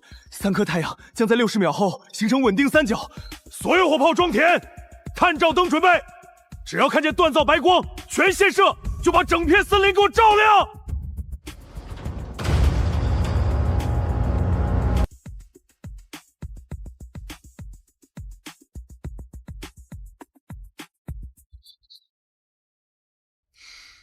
10、9、8、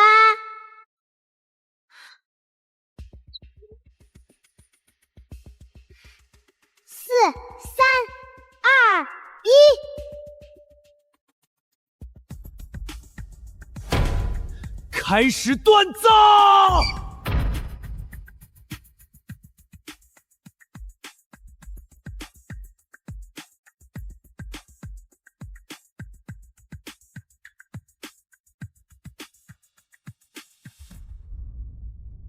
开火！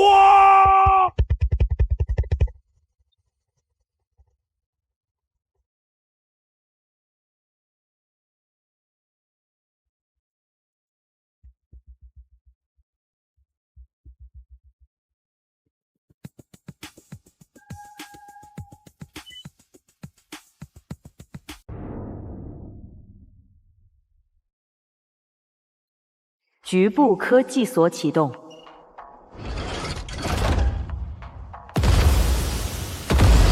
起网拦截！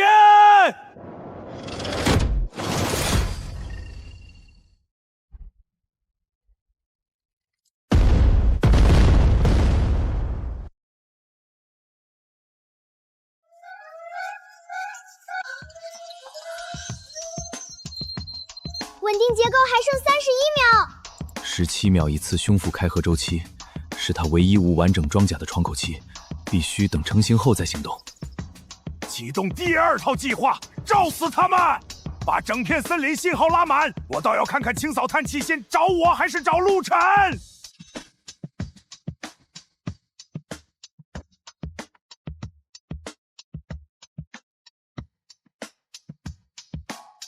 陆晨，你不是最喜欢静默吗？现在成片森林都能看见你的坐标，要死，大家一起死！自寻死路。他的能源设备全部暴露在开阔高地，切断外部供电线路，只留底层微光机械维持基础照明。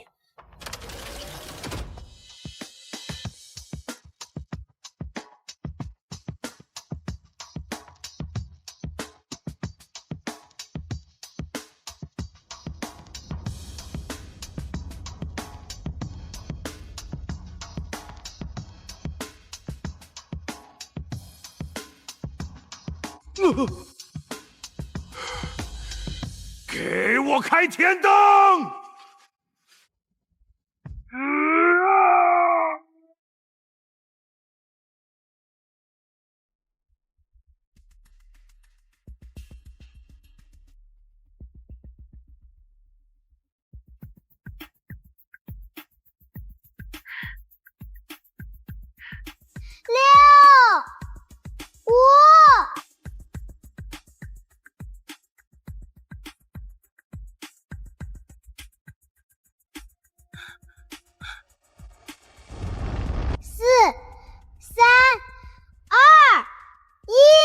！4阶强相互作用堡垒升级完成，内置水滴胚来制造接口。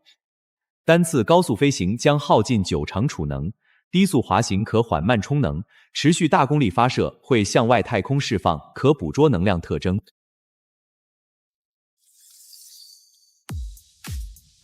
怎么回事？这种材料连吞城者撞击都不会留痕，我的裂变炮根本破不了防。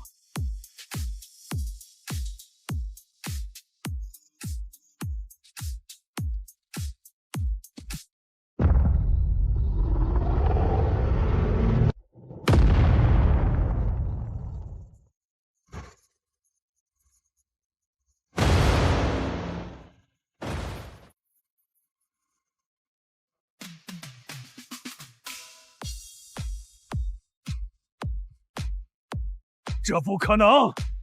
我几百门裂变炮全打都穿不了内层，这种材料怎么可能扛得住吞城者的纯物理重击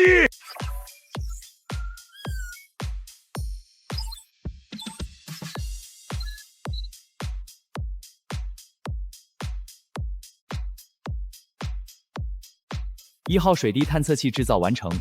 当前储能90%，高速贯穿模式消耗全部存量，怠速返航可沿空间微弱能流缓慢补能。高速启动会释放跨星球太空级能量脉冲，可被黑森星外清扫探测器捕捉。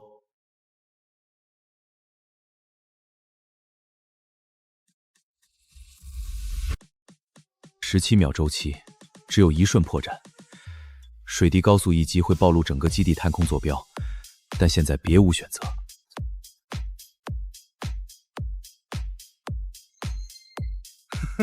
就这么点东西，给吞城者塞牙都不够。5、4。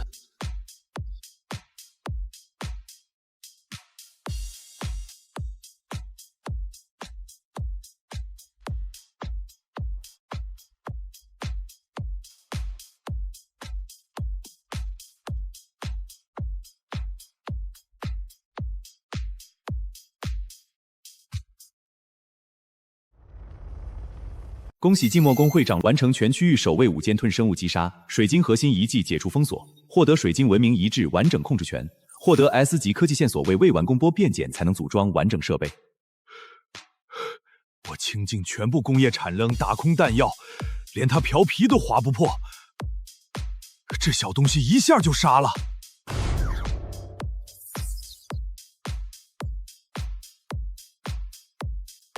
所有高耗效设备停机。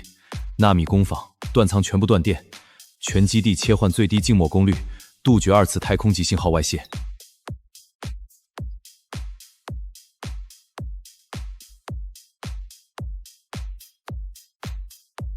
检测到太空及强副作用脉冲信号，未知清扫探测器更改航线，预计10天抵达黑猩星。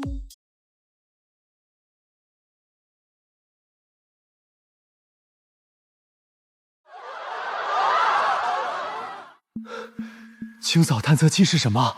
以前根本没有。陆晨刚用水滴杀了吞生者，他就来了，绝对是他引来的。他为了拿水晶遗迹，害死我们所有人，让陆晨交出水滴和强相互作用技术。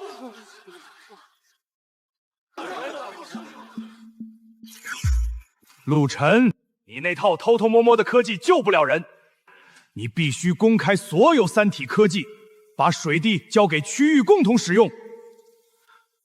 会长，真的是水滴引来的吗？水滴启动时确实发出了高阶强相互作用信号，但探测器原本就在黑丝星外围监听，水滴只是让他确认这里有值得清扫的文明。区探测器有何可惧？我数百枚 A 级电磁导弹，只要集全区域能源，一炮就能击碎深空清扫单元。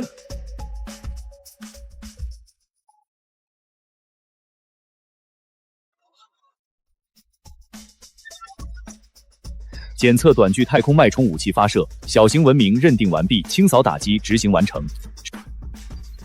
常规高能武器会暴露自身位置，硬碰硬没有任何胜算。我们唯一的出路是完成信号5阶文明建设，用黑去遮蔽自身所有能量波动。丁 S 级黑域场雏形领取成功，4阶堡垒可临时展开封闭静默场或狭长黑域走廊，单次最多3分钟。使用后核心仅剩约30%能量，必须在8分钟内接入5阶基地，否则核心崩溃。A 级烈焰工业吸收恒星能源进化为 S 级裂变工业，全域文明信号持续 230，区域扫描极易吸引本土巨兽。猎巢吞并5座小型求生营地，登记人口673人，远超陆晨126人。5阶文明500有效成员门槛，只有我达标。陆晨只会躲在地底抠抠搜搜，不敢发展高能工业，清扫探测器将至，唯有足量钢铁、能源与人口才能守住生路。他靠掠夺堆积人口与能源，信号永久外露。深空探测器一旦全面扫描，整片裂变领地会成为首要目标。我们登记的有效成员只有126人，根本不够。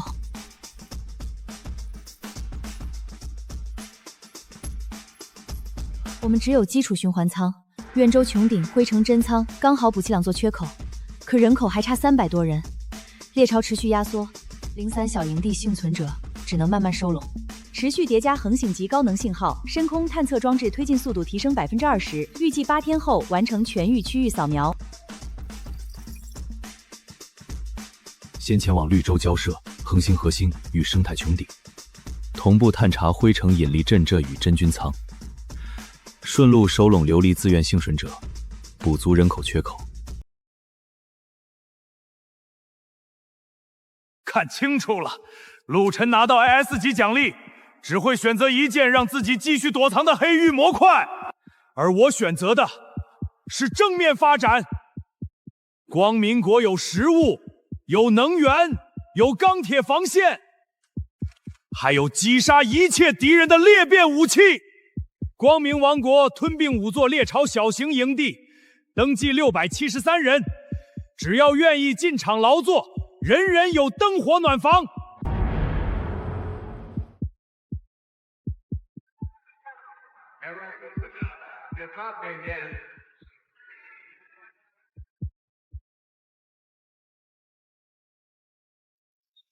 抢走恒星炮核心，有能源就能延长黑域持续时间，总好过坐以待毙等清扫。黑域单次只能支3分钟，8小时不升阶直接报废，多一份能源就多一条生路。恒星核心配套整套生态循环，强行抽取会直接杀死全部光合植物。第3座灰城真菌舱还没拿到，3座生态基地凑不齐，5阶依旧无法启动。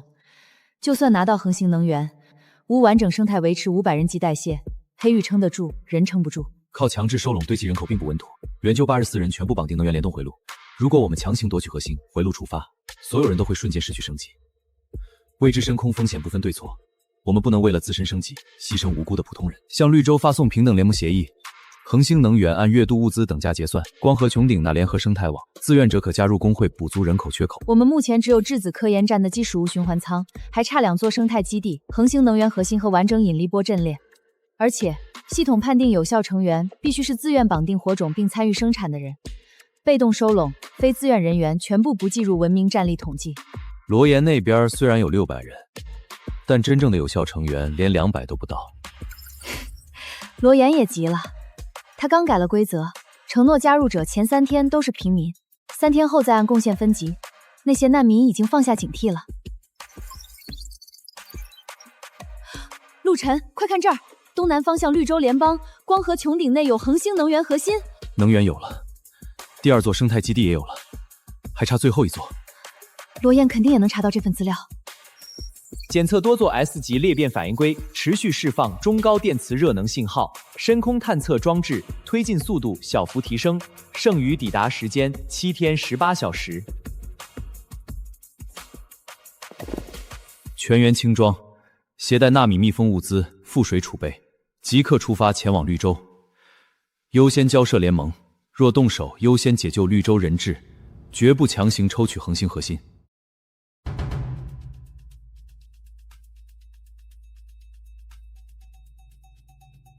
绿洲联邦可以出售粮食，也愿意提供能源，但我们不会交出文明火种，更不会接受亡国身份。凭你这层玻璃穹顶，挡得住森林猎手吗？清扫探测器还有8天就到，陆晨靠躲靠狗，永远活不到5阶。恒星核心是唯一能撑起高阶护盾的能源，没有我光明王国保护，你们所有人都得死。不劳费心，切断他们所有通道，封锁穹顶外围。任何文明敢与绿洲联盟交易，等同于对光明王国开战。都看见了吧？陆晨嘴上说不奴役别人，一听见绿洲联邦有恒星能源，还不是立刻赶来抢夺，和我没有区别，只是更会装。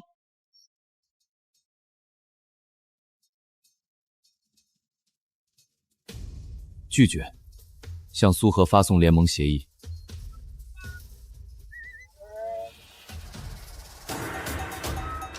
你的基地目前只有100多人，即便我们合作，你也没有能力保护整座穹顶。现在没有，但我不会因为现在做不到，就先把你的核心抢走。给脸不要脸，开火！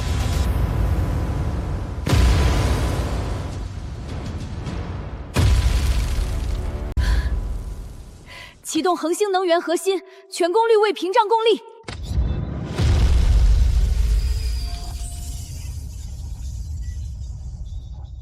等的就是这一刻，接入能源钩索。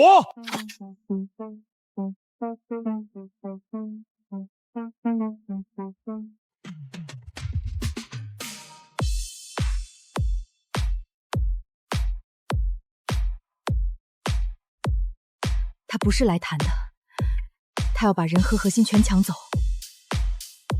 水滴锁定钩索，准备切断。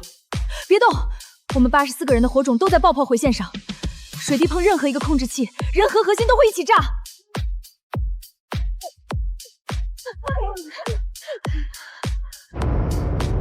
光明王国控制人数升至757人，其中84人未自愿加入，不计有效成员。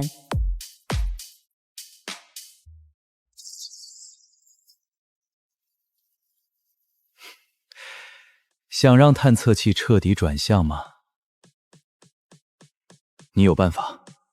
哼，我手里有一座已经死亡的文明坐标，把坐标广播出去，清扫者就会先去那里。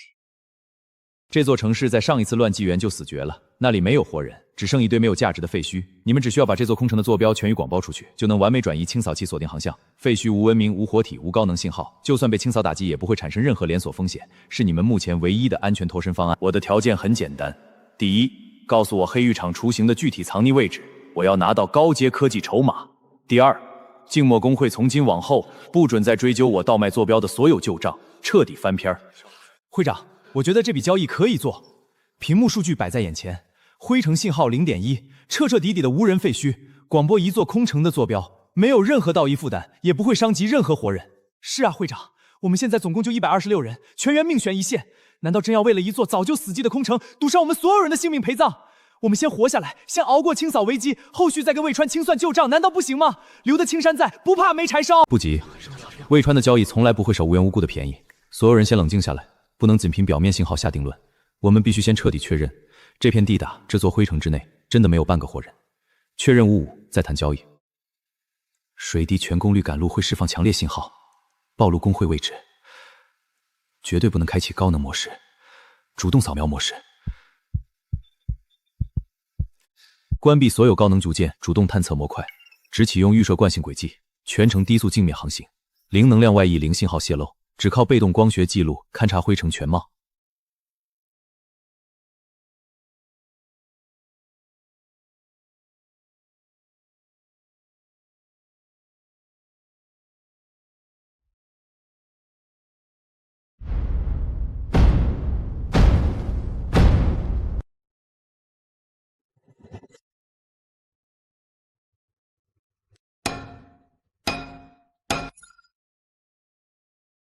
所有人看清楚，灰城从来不是死寂废墟，地表零信号，是他们刻意压低所有能耗，全员休眠静默，用最隐忍的方式艰难图生，骗过了所有外部探测。魏川根本不是让我们广播一座空城，他从头到尾都在撒谎，在算计我们。他卖给我们的是200多条活生生、苦苦求生的无辜人命。检测至光明王国坐标捕猎舰队全数机动，目标锁定灰城区域，敌方舰队正高速逼近。原来如此。我终于懂了他的全套算计。魏川不止把灰城坐标卖给了我们，他把同一个坐标双向倒卖，两头通吃，一边骗我们广播坐标献祭活人，一边把精准坐标卖给罗岩，引罗岩舰队围景收割。他赌我们要么自私献祭活人自毁文明底线，要么犹豫迟疑被罗岩一锅端。好一个无本万利坐收渔利的黑暗森林交易。地底封存着213名休眠幸存者，靠着极致压缩消耗勉强续命。可他们只要主动启动通讯设备向外求救，会立刻暴露在炮火之下。不需要他们开机释放信号暴露自身，由我们主动抵近接应，全程由堡垒承担所有信号波动。关闭大部分能源，只保留最低机械驱动，利用地下的废弃古文明运输轨道，零摩擦移动底盘启动。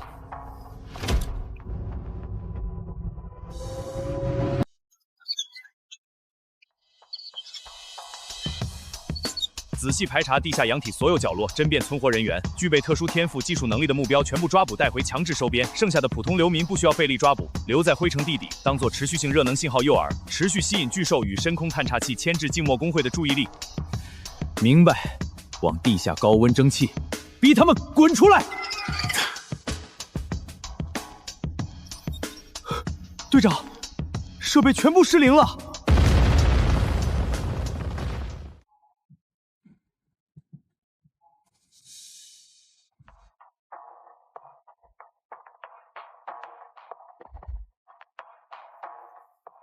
放下武器可以走，继续动手。下一次水滴打的不是枪。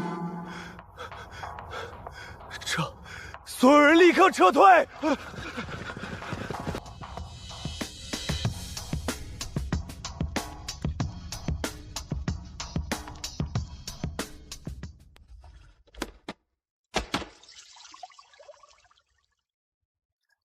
我可以唤醒他们，但在按钮之前，我要先看你的规则。完整的物资账本、成员退出权、文明火种管理规则，都在这里。静默工会不夺火种。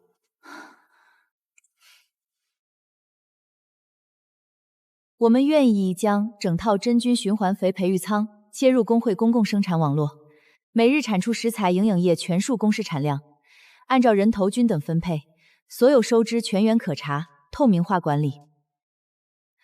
核心、阵列骨架和旧观测数据都在这里，缺的组件置物站能补，整套接起来才算完整引力波阵列。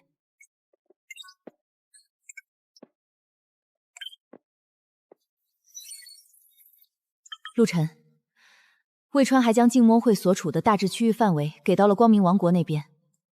罗岩手下的技术人员正在测算解析，不出1天时间就能精准定位到我们所在的区域点位。罗岩一心要赶尽杀绝，既然我们现在手握成型潜质的引力波阵列，为什么不直接把光明王国的核心坐标广播深空，借清扫者的力量直接覆灭罗岩的势力，一劳永逸？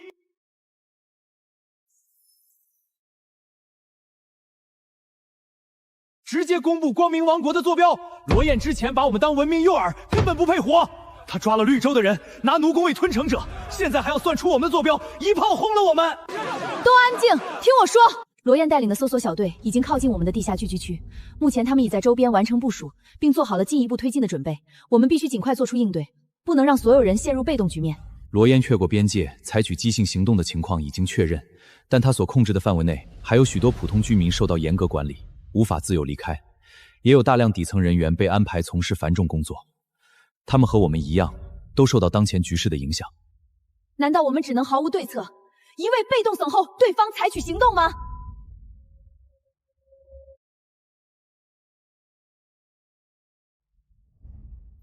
我们绝不主动投放任何文明坐标发起攻，但定下铁则，只要有势力主动使军系攻，威慑系统会永久锁定方进攻中坐标。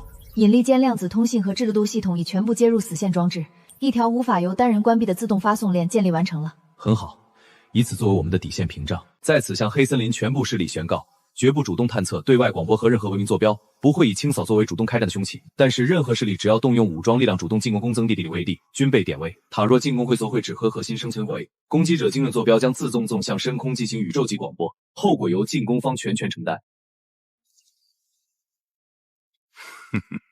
空洞的话术拿来吓唬谁？你依托残缺情报，根本定位不到我的裂变主城核心，连我的炮台方位都摸不清。所谓的死线威慑，纯粹是纸老虎虚张声势。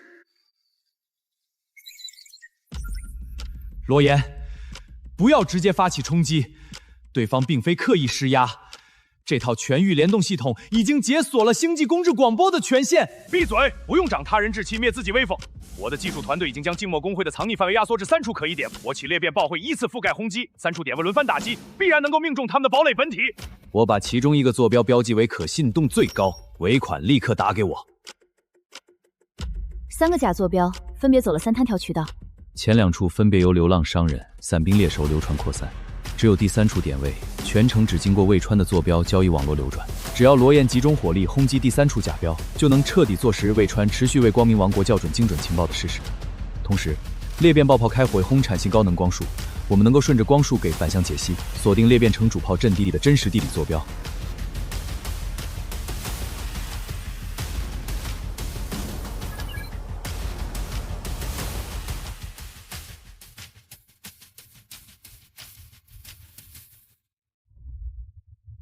罗燕，你彻底疯了！3处点位真假尚未核验完成，绝对不贸然开火。静默公会的领力死线阵链全程处于待机聆听状态，主炮一旦发射，高能数会被阵链瞬间捕捉，反向定位我们城核心。核验不需要，把这3片区域全部轰平，陆晨绝无活路。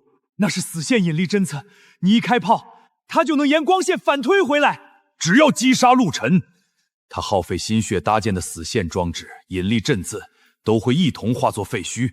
所谓威慑，自然不攻自破。一个只敢在暗处公开坐标有胆量的懦夫，也会一套装置胁迫我。主炮即刻开火！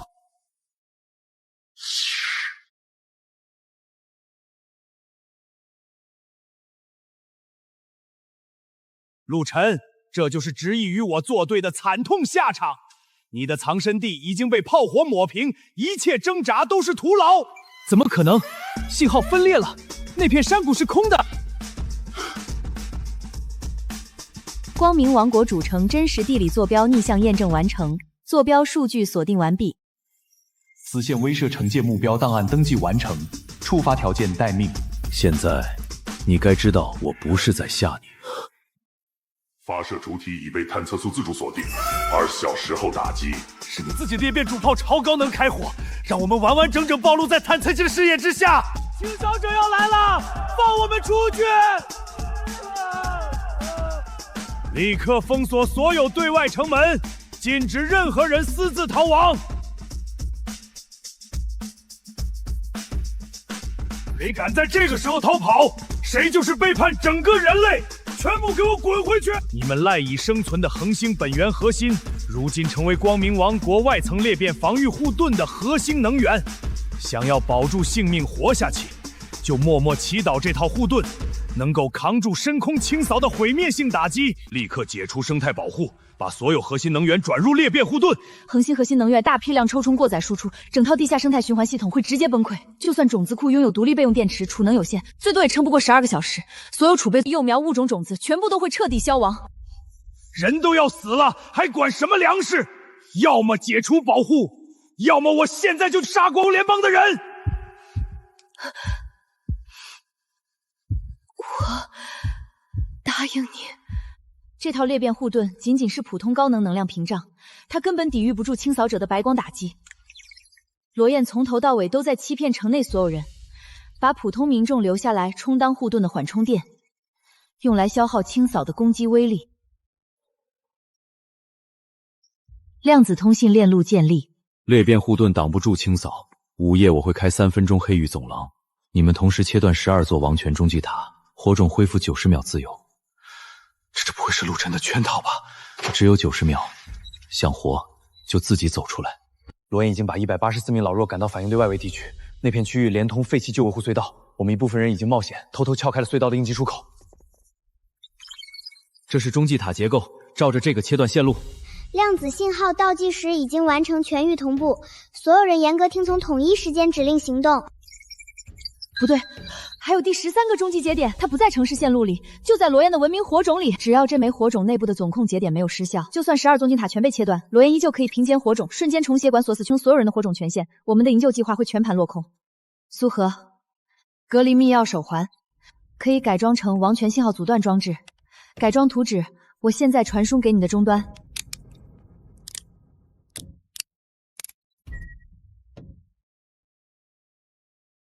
先带我的人和种子走，罗燕这个总开关，我来把。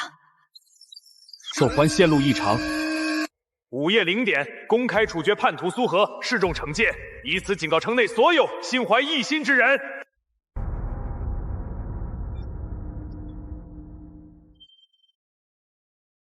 敢私自隔离恒星能源，扰乱王国秩序，现在当众处死你，杀鸡儆猴！掠夺绿洲种子库，拿普通人火种充当护盾耗材，根本不配掌控能源核心。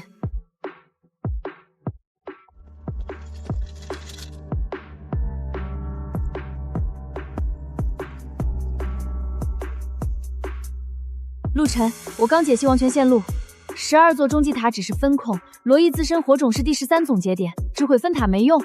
另外，黑域逃生通道单次只能开启3分钟，超时会暴露整座基地坐标，清扫波会直接锁定我们。同步倒计时启动，民众只有90秒时间解除火种绑定。启动中继塔隔离程序，通道开启后，优先转移老人、伤员与孩童。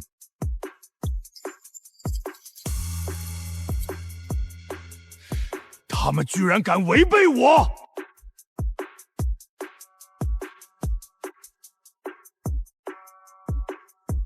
你的总王权锁已经彻底失效。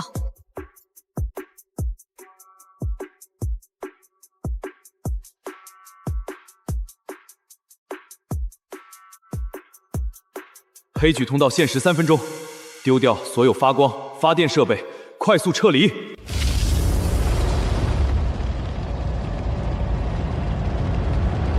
谁也不准离开！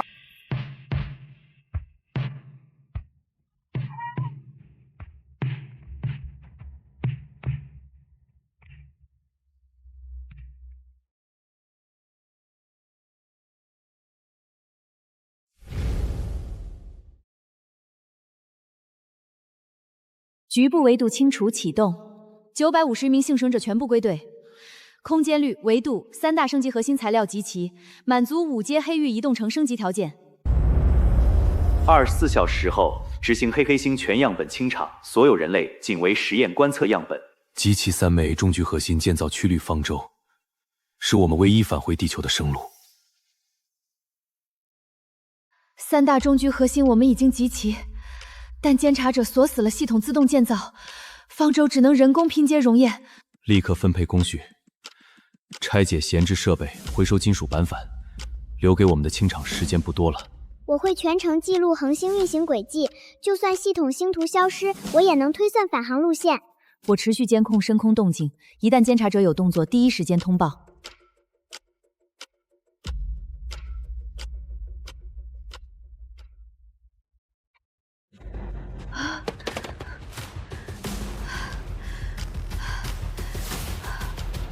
文明重构天赋消耗巨大，再坚持片刻，方舟主体框架就能成型。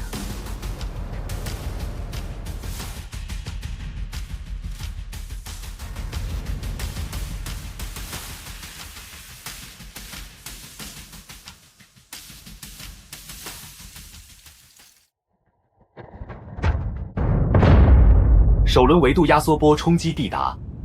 护盾勉强扛住冲击，但系统储存的全部地球导航星图已经被监察者彻底抹除。我亲眼见证过黑森所有星轨，不靠系统一样算出回到地球的航线。引力波完全锁定，监察者本体就是轨道外这颗黑色天体。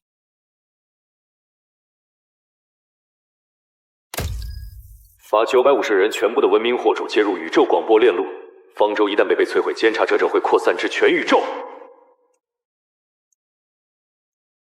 全域清场暂时搁置，黑色星划分6大隔离囚笼，其余人类样本永久关押，交出3枚终局核心，我才释放所有人质。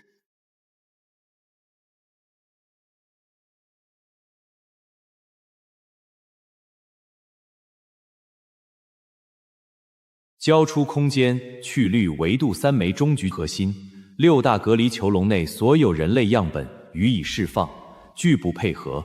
24小时后同步执行分区微度清扫。我们不能眼睁睁看着成千上万人死去，核心交出去，至少能换所有人活命。一旦交出核心，方舟永远造不出来。我们整船900多人都会困死黑森星，到最后一样会被清场，这是饮鸩不可。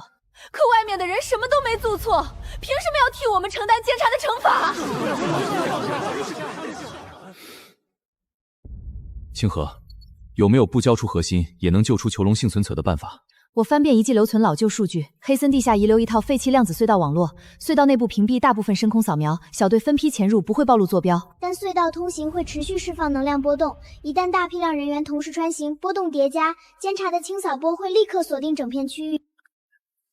这片常年低信号荒芜黑域，持续检测到稳定人工热源，是罗燕剩下的残柱。他们失去力变主城后，一直躲在这里，全程盯着我们外出采集物资，就等半路抢夺材料。我们外出探查，既要防备监察的扫描，还要提防罗燕残躯人马偷袭，双重风险。终局核心是我们所有人返回地球唯一的依照，绝对不能交给监察。地下量子隧道是救人唯一可行的渠道，二者我们都要守住。先组建小规模探查队，潜入龙魔星看守轮换、能源枢纽分布，规划安全分期转移路线，绝不贸然大规模穿行。检测敌对文明，持续锁定我方运输信路。所有外出探查小队统一配备纳米飞刃防护装备，2人一组结伴行动，时刻警惕罗燕残部半路偷袭。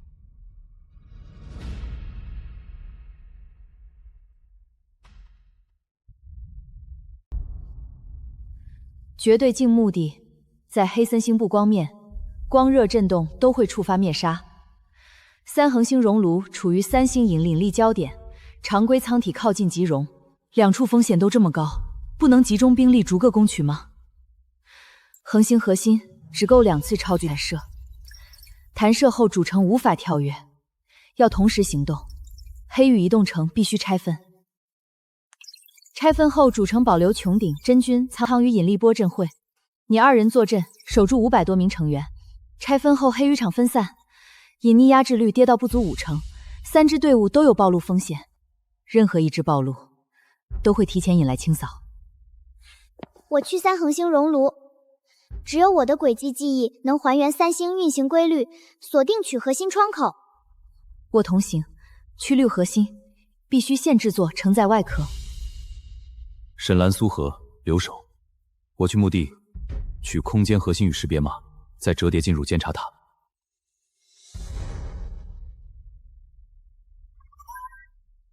陌生旧频段强行接入，是魏川。系统冻结后坐标交易已废，你联络我们做什么？我记得绝对静默墓地的真路线，9个假坐标，没我带路找不到入口。这叛徒卖了无数人命，也配换船票？杀了他！我交出全部坐标账本，接受回地球后的审判，条件是让我上方舟，帮忙不代表销账，能不能上船看你表现，审判一样不会少。成交。坐标账本已传送完成，已锁定它的穿梭机方位。陆队，墓地盲区多，2小时通联一次，务必小心。爸爸，我们方舟上见。别信系统星轨，记住地球的天空和火种里的传送时量。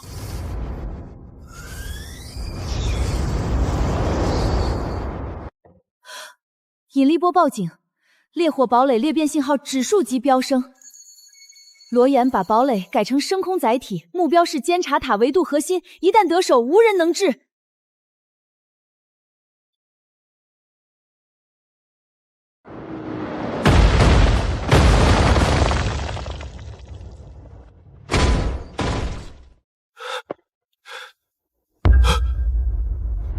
关掉地炉，快！那是这里的维度清除线，只追热源和信号，沾上直接被切成2维。之前买坐标闯进来的队伍，连人带车全被这条线抹得干干净净。这地方连风都没有，一点震动都能触发防御。进这里只能靠机械滑行，电子设备全关，水滴也得切电源，只靠拉升轻重传信号。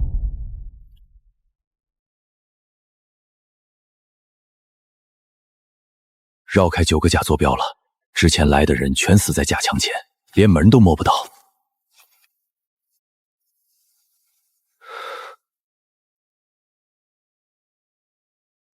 墙后有旧设备在转，是第0批文明留下的门禁。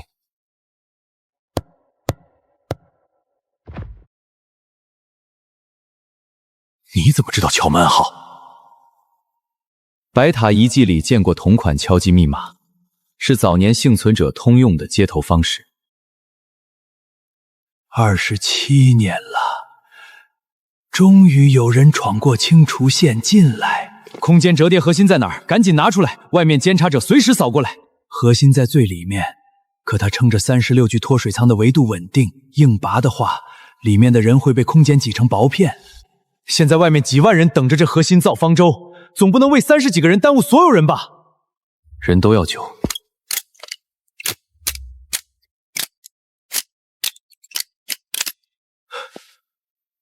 不好，清除线往里面渗了，你还有多久？10分钟。以前来的人只想着抢核心，没人管这些休眠的人。你先救人，核心才该归你。这是文明残片和监察者轨道识别码，能对接监察主控，找到他的真身。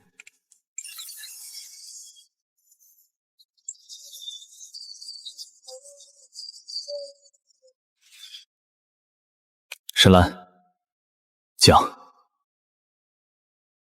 罗耀穿了监察塔第1层防御，他正在强行拆卸维度稳定核心。该死，他还要拆了主控机！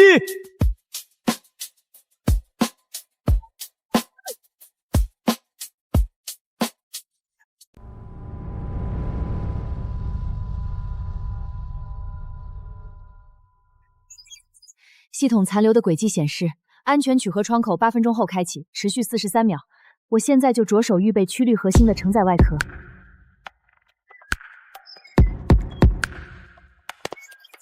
等等，先别动，系统给的时间是错的。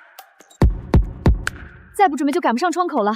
你怎么确定数据有问题？我的 A 级天赋是轨迹记忆，黑色星每一次星空变化我都记在脑子里。第3颗太阳现在的位置不对，是被监察者的引力设备牵引偏移了。按系统时间进去，我们会直接被引力撕碎。真正的安全窗口在11分钟之后。可11分钟后的伴随重力反转，外壳要同时扛住高温、极寒和引力撕扯3种力量，不行。我的蓝图复线只能解析强化同类设备，3种完全冲突的材质，我拼不了。拿着，这是绝对静默木代迪带出的第0批文明残片。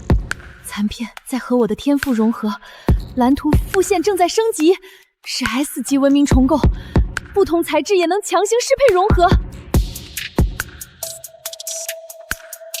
外壳完成了，能扛住熔炉里的全部极端环境。真实稳定窗口10秒后开启，5、3、进！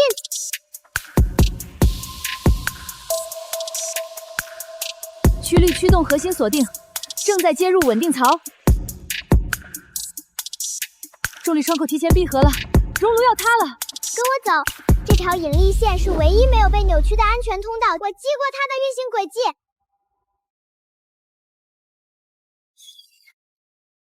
举力驱动核心完好收纳，我们成功了。那是监察塔的方向，罗燕难道真的闯进去了？陆星、清河、罗燕带着人撞开了监察塔第一层防御，他拿锁住的317名王国成员当试验品，正在强行拆卸维度稳定核心。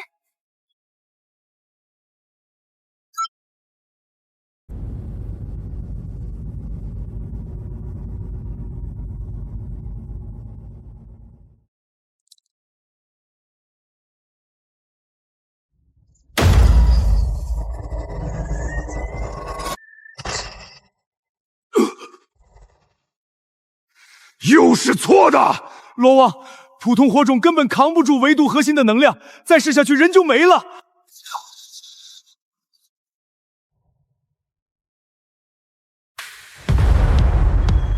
击杀陆晨，交出三体文明火种，你将成为本轮唯一保留样本。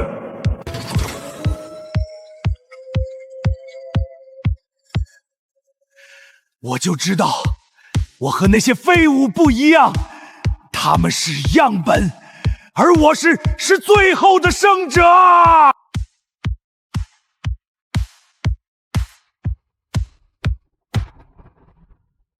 他说的保留样本不是放你活着回家，是留着你的火种数据继续做实验。你来晚了，维度核心就在我眼前，你拿什么拦我？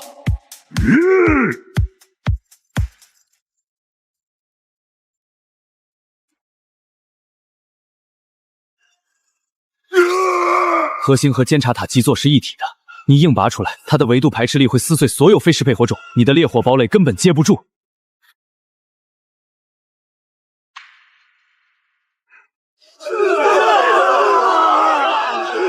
罗言，你不是说带我们一起走吗？为什么凡事会落到我们身上？我的王权火种早就把你们全绑在一起了，所有人平摊压力，核心才能稳住。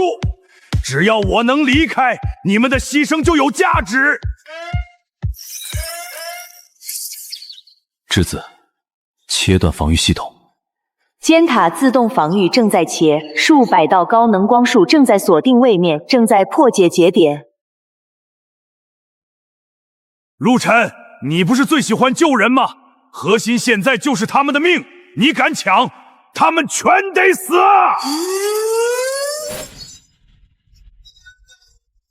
！317枚火种的维度撕裂数据已记录，数据收集完毕。局部维度清除启动了，目标是烈火堡垒和里面所有样本。白色压缩环扫过的地方，一切都会被压成2维平面。实验材料，这不可能！你明明说我是唯一保留样本，既然他骗我，我就自己走。你们所有人的火种都给我撑住核心！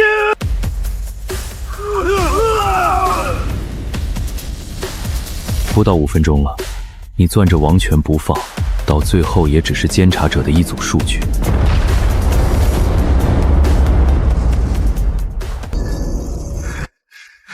我的退出按钮直接灰了，罗言锁死了所有退国通道。退国？没有我的允许，谁也别想走！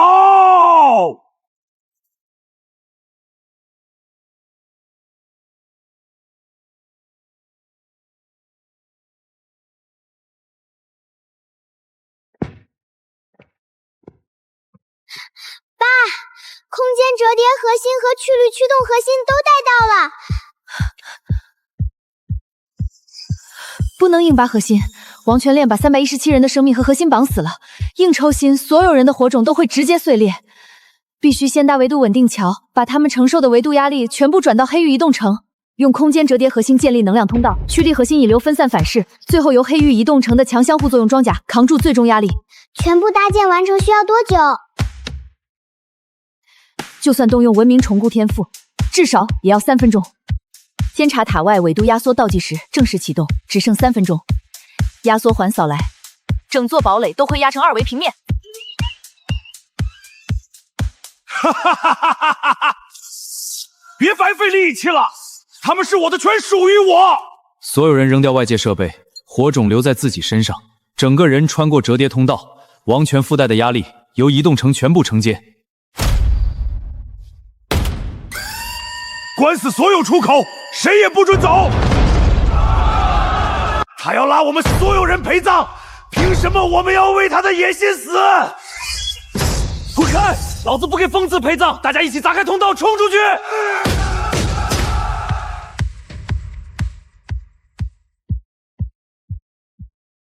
稳定桥搭建完成，开始转移火种压力。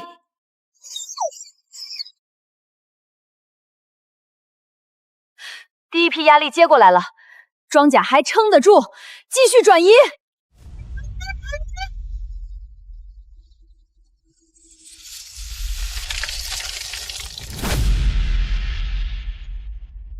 谁都不准走！没有你们当能量缓冲，我怎么离开这里？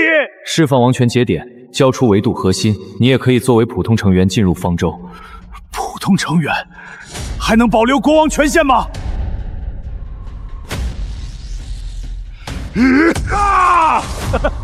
没有王国，没有权力，我活着还有什么意思？你们可以背叛我，但我绝不背叛我的王位啊！压缩环过来啦！维度压缩，最后10秒。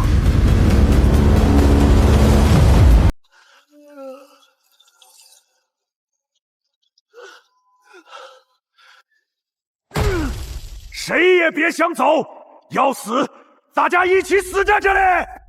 最终让这枚是王权总节点，罗岩的火种和37人的权限全绑在上面，不切断它，剩下的人都会跟着罗岩一起被维度压缩碾碎。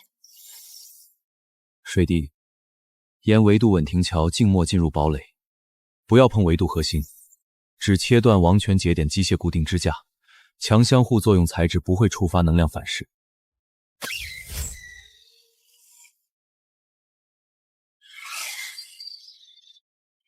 你敢撞过来，所有火种一起碎，大家同归于尽！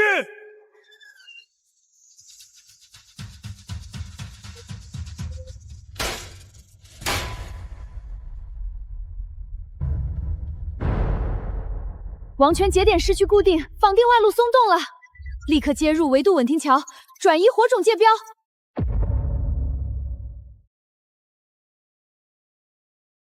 给我留下！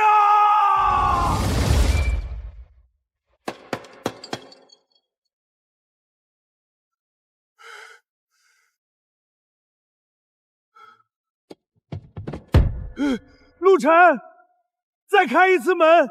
我不要王权了，所有权限都给你，救我！折叠通道已经过载了，强行重启的话，刚救出来的311人会被重新拖回压区，不能冒这个险。维度核心脱离了，逃生舱启动不了，为什么？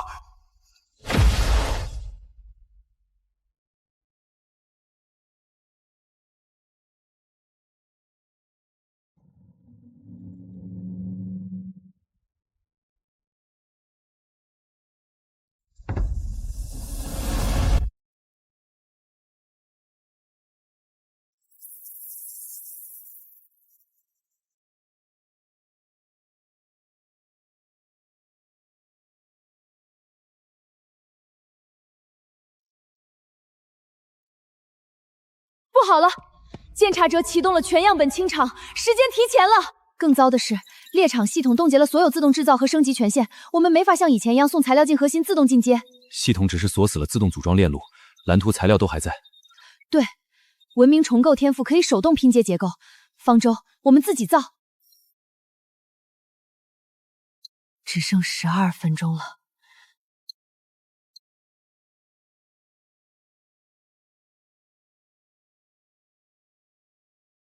系统只是冻结了自动升级，可蓝图还在，材料还在，它不动手，我们自己装。我的 S 级文明重构能绕开系统权限，手动拼高阶科技结构，使精神负荷会比自动升级大很多。撑不住就停，我们再想别的办法。没时间了，空间折叠核心就位，内部舱体开始扩张，曲率驱动核心接入能源系统，引擎基座正在校准，维度稳定核心接入强相互作用外壳，外层屏障启动，生态、质子、引力阵、装甲、引擎，7套切口，给我连上！曲率参数进度80%，我轨迹记忆反复核对过，每一数据都对应真心轨，不会被监察者误导。引力波航线校准完毕，我标好了所有压缩波的盲区，走这条线能最大程度避开正面冲击。生态循环舱稳住了，真菌区、光和穹顶全部接入主循环，粮食氧气能吃所有人全程航行。非必要设备全部拆解扔掉，把所有能源集中给曲率引擎，减轻发财能提速充能。拆下来的金属板全部堆去装甲内层，多一层防护多一分胜算。绑定火种频率只是为了校准方舟的空间坐标，没人能夺走你的火种控制权，任何人随时可以拒绝。黑域移动城595人，烈火堡垒救出的317人，绝对静默墓地37人，再加魏川，一共950人，所有人自愿确认。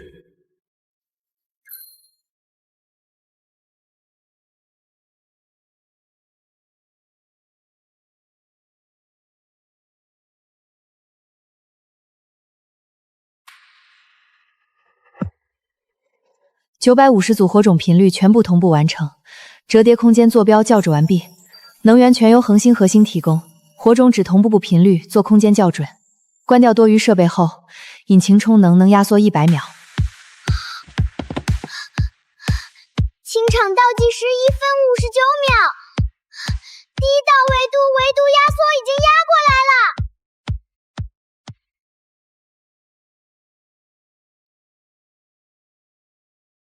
曲率方舟结构自检通过，6阶文明方舟手动组装完成。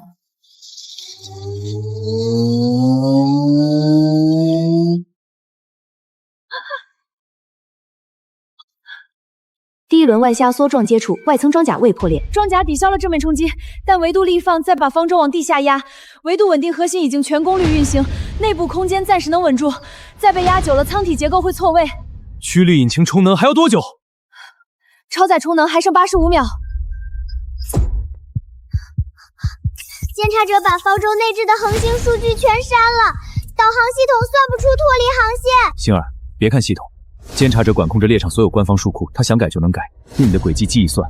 黑星3日运行轨迹，地球夜空的恒星坐标，火种里残留传送质量，3组数据反向叠合就能出返航路线。返航方向算出来了，航线安全。质子阵列分析完了，压缩波的源头不在监察塔，在黑丝星轨道外那颗不反射任何光线的黑色天体，那才是监察者的本体。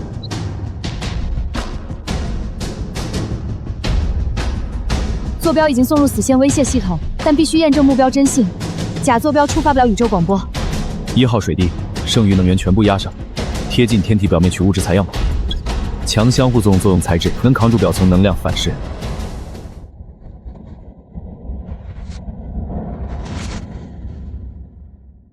物质样本匹配完成，目标并非投影假坐标，森林监察者本体坐标验证成功，死线线威正式建立。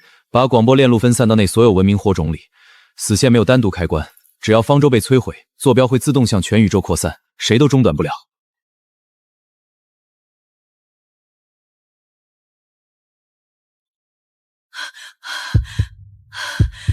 第二轮压缩波已成型，距离不到100米。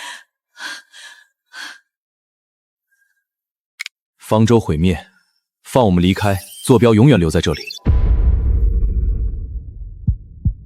你无法确定宇宙中一定存在能够清除我的文明，你也无法确定不存在。黑暗森林里，只要有一丝暴露可能，你就赌不起。维度波已停止，曲率引擎充能完毕，返航通道打开。不能就这么走，他害了这么多批人，立刻广播坐标。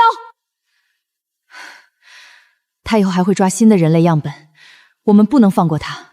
我可以关闭所有猎场，释放现存全部样本，并删除已记录的地球坐标，前提是你永远不广播我的位置。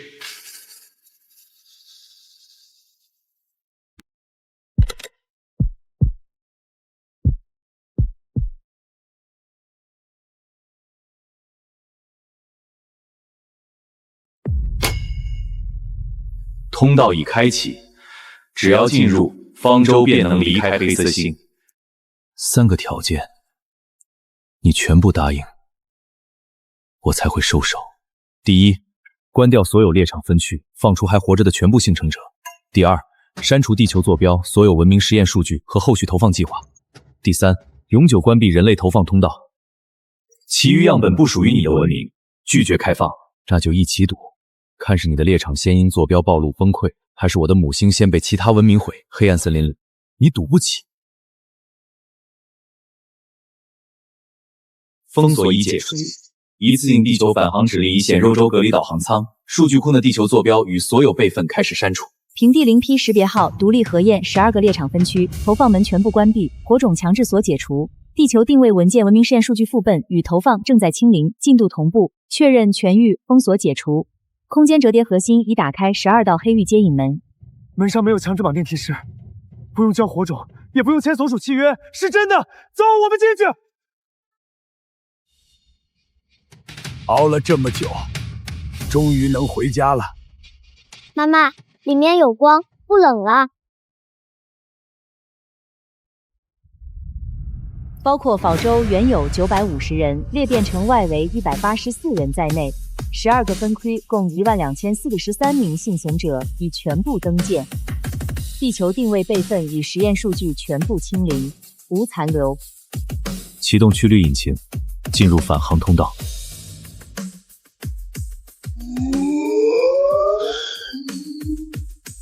你掌握我的坐标，为什么不直接广播？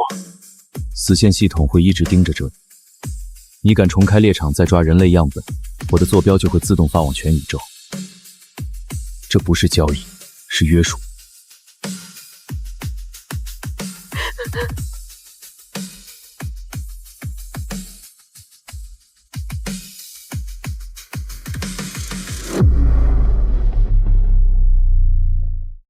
所有交易记录都在这里，我接受全部审判。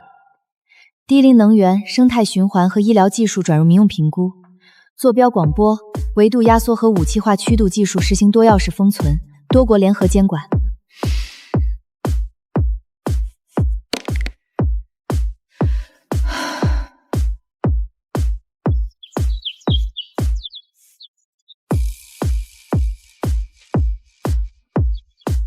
爸爸，我们以后还去看星星吗？去，这次在家看。你不会再迟到了吧？不会了。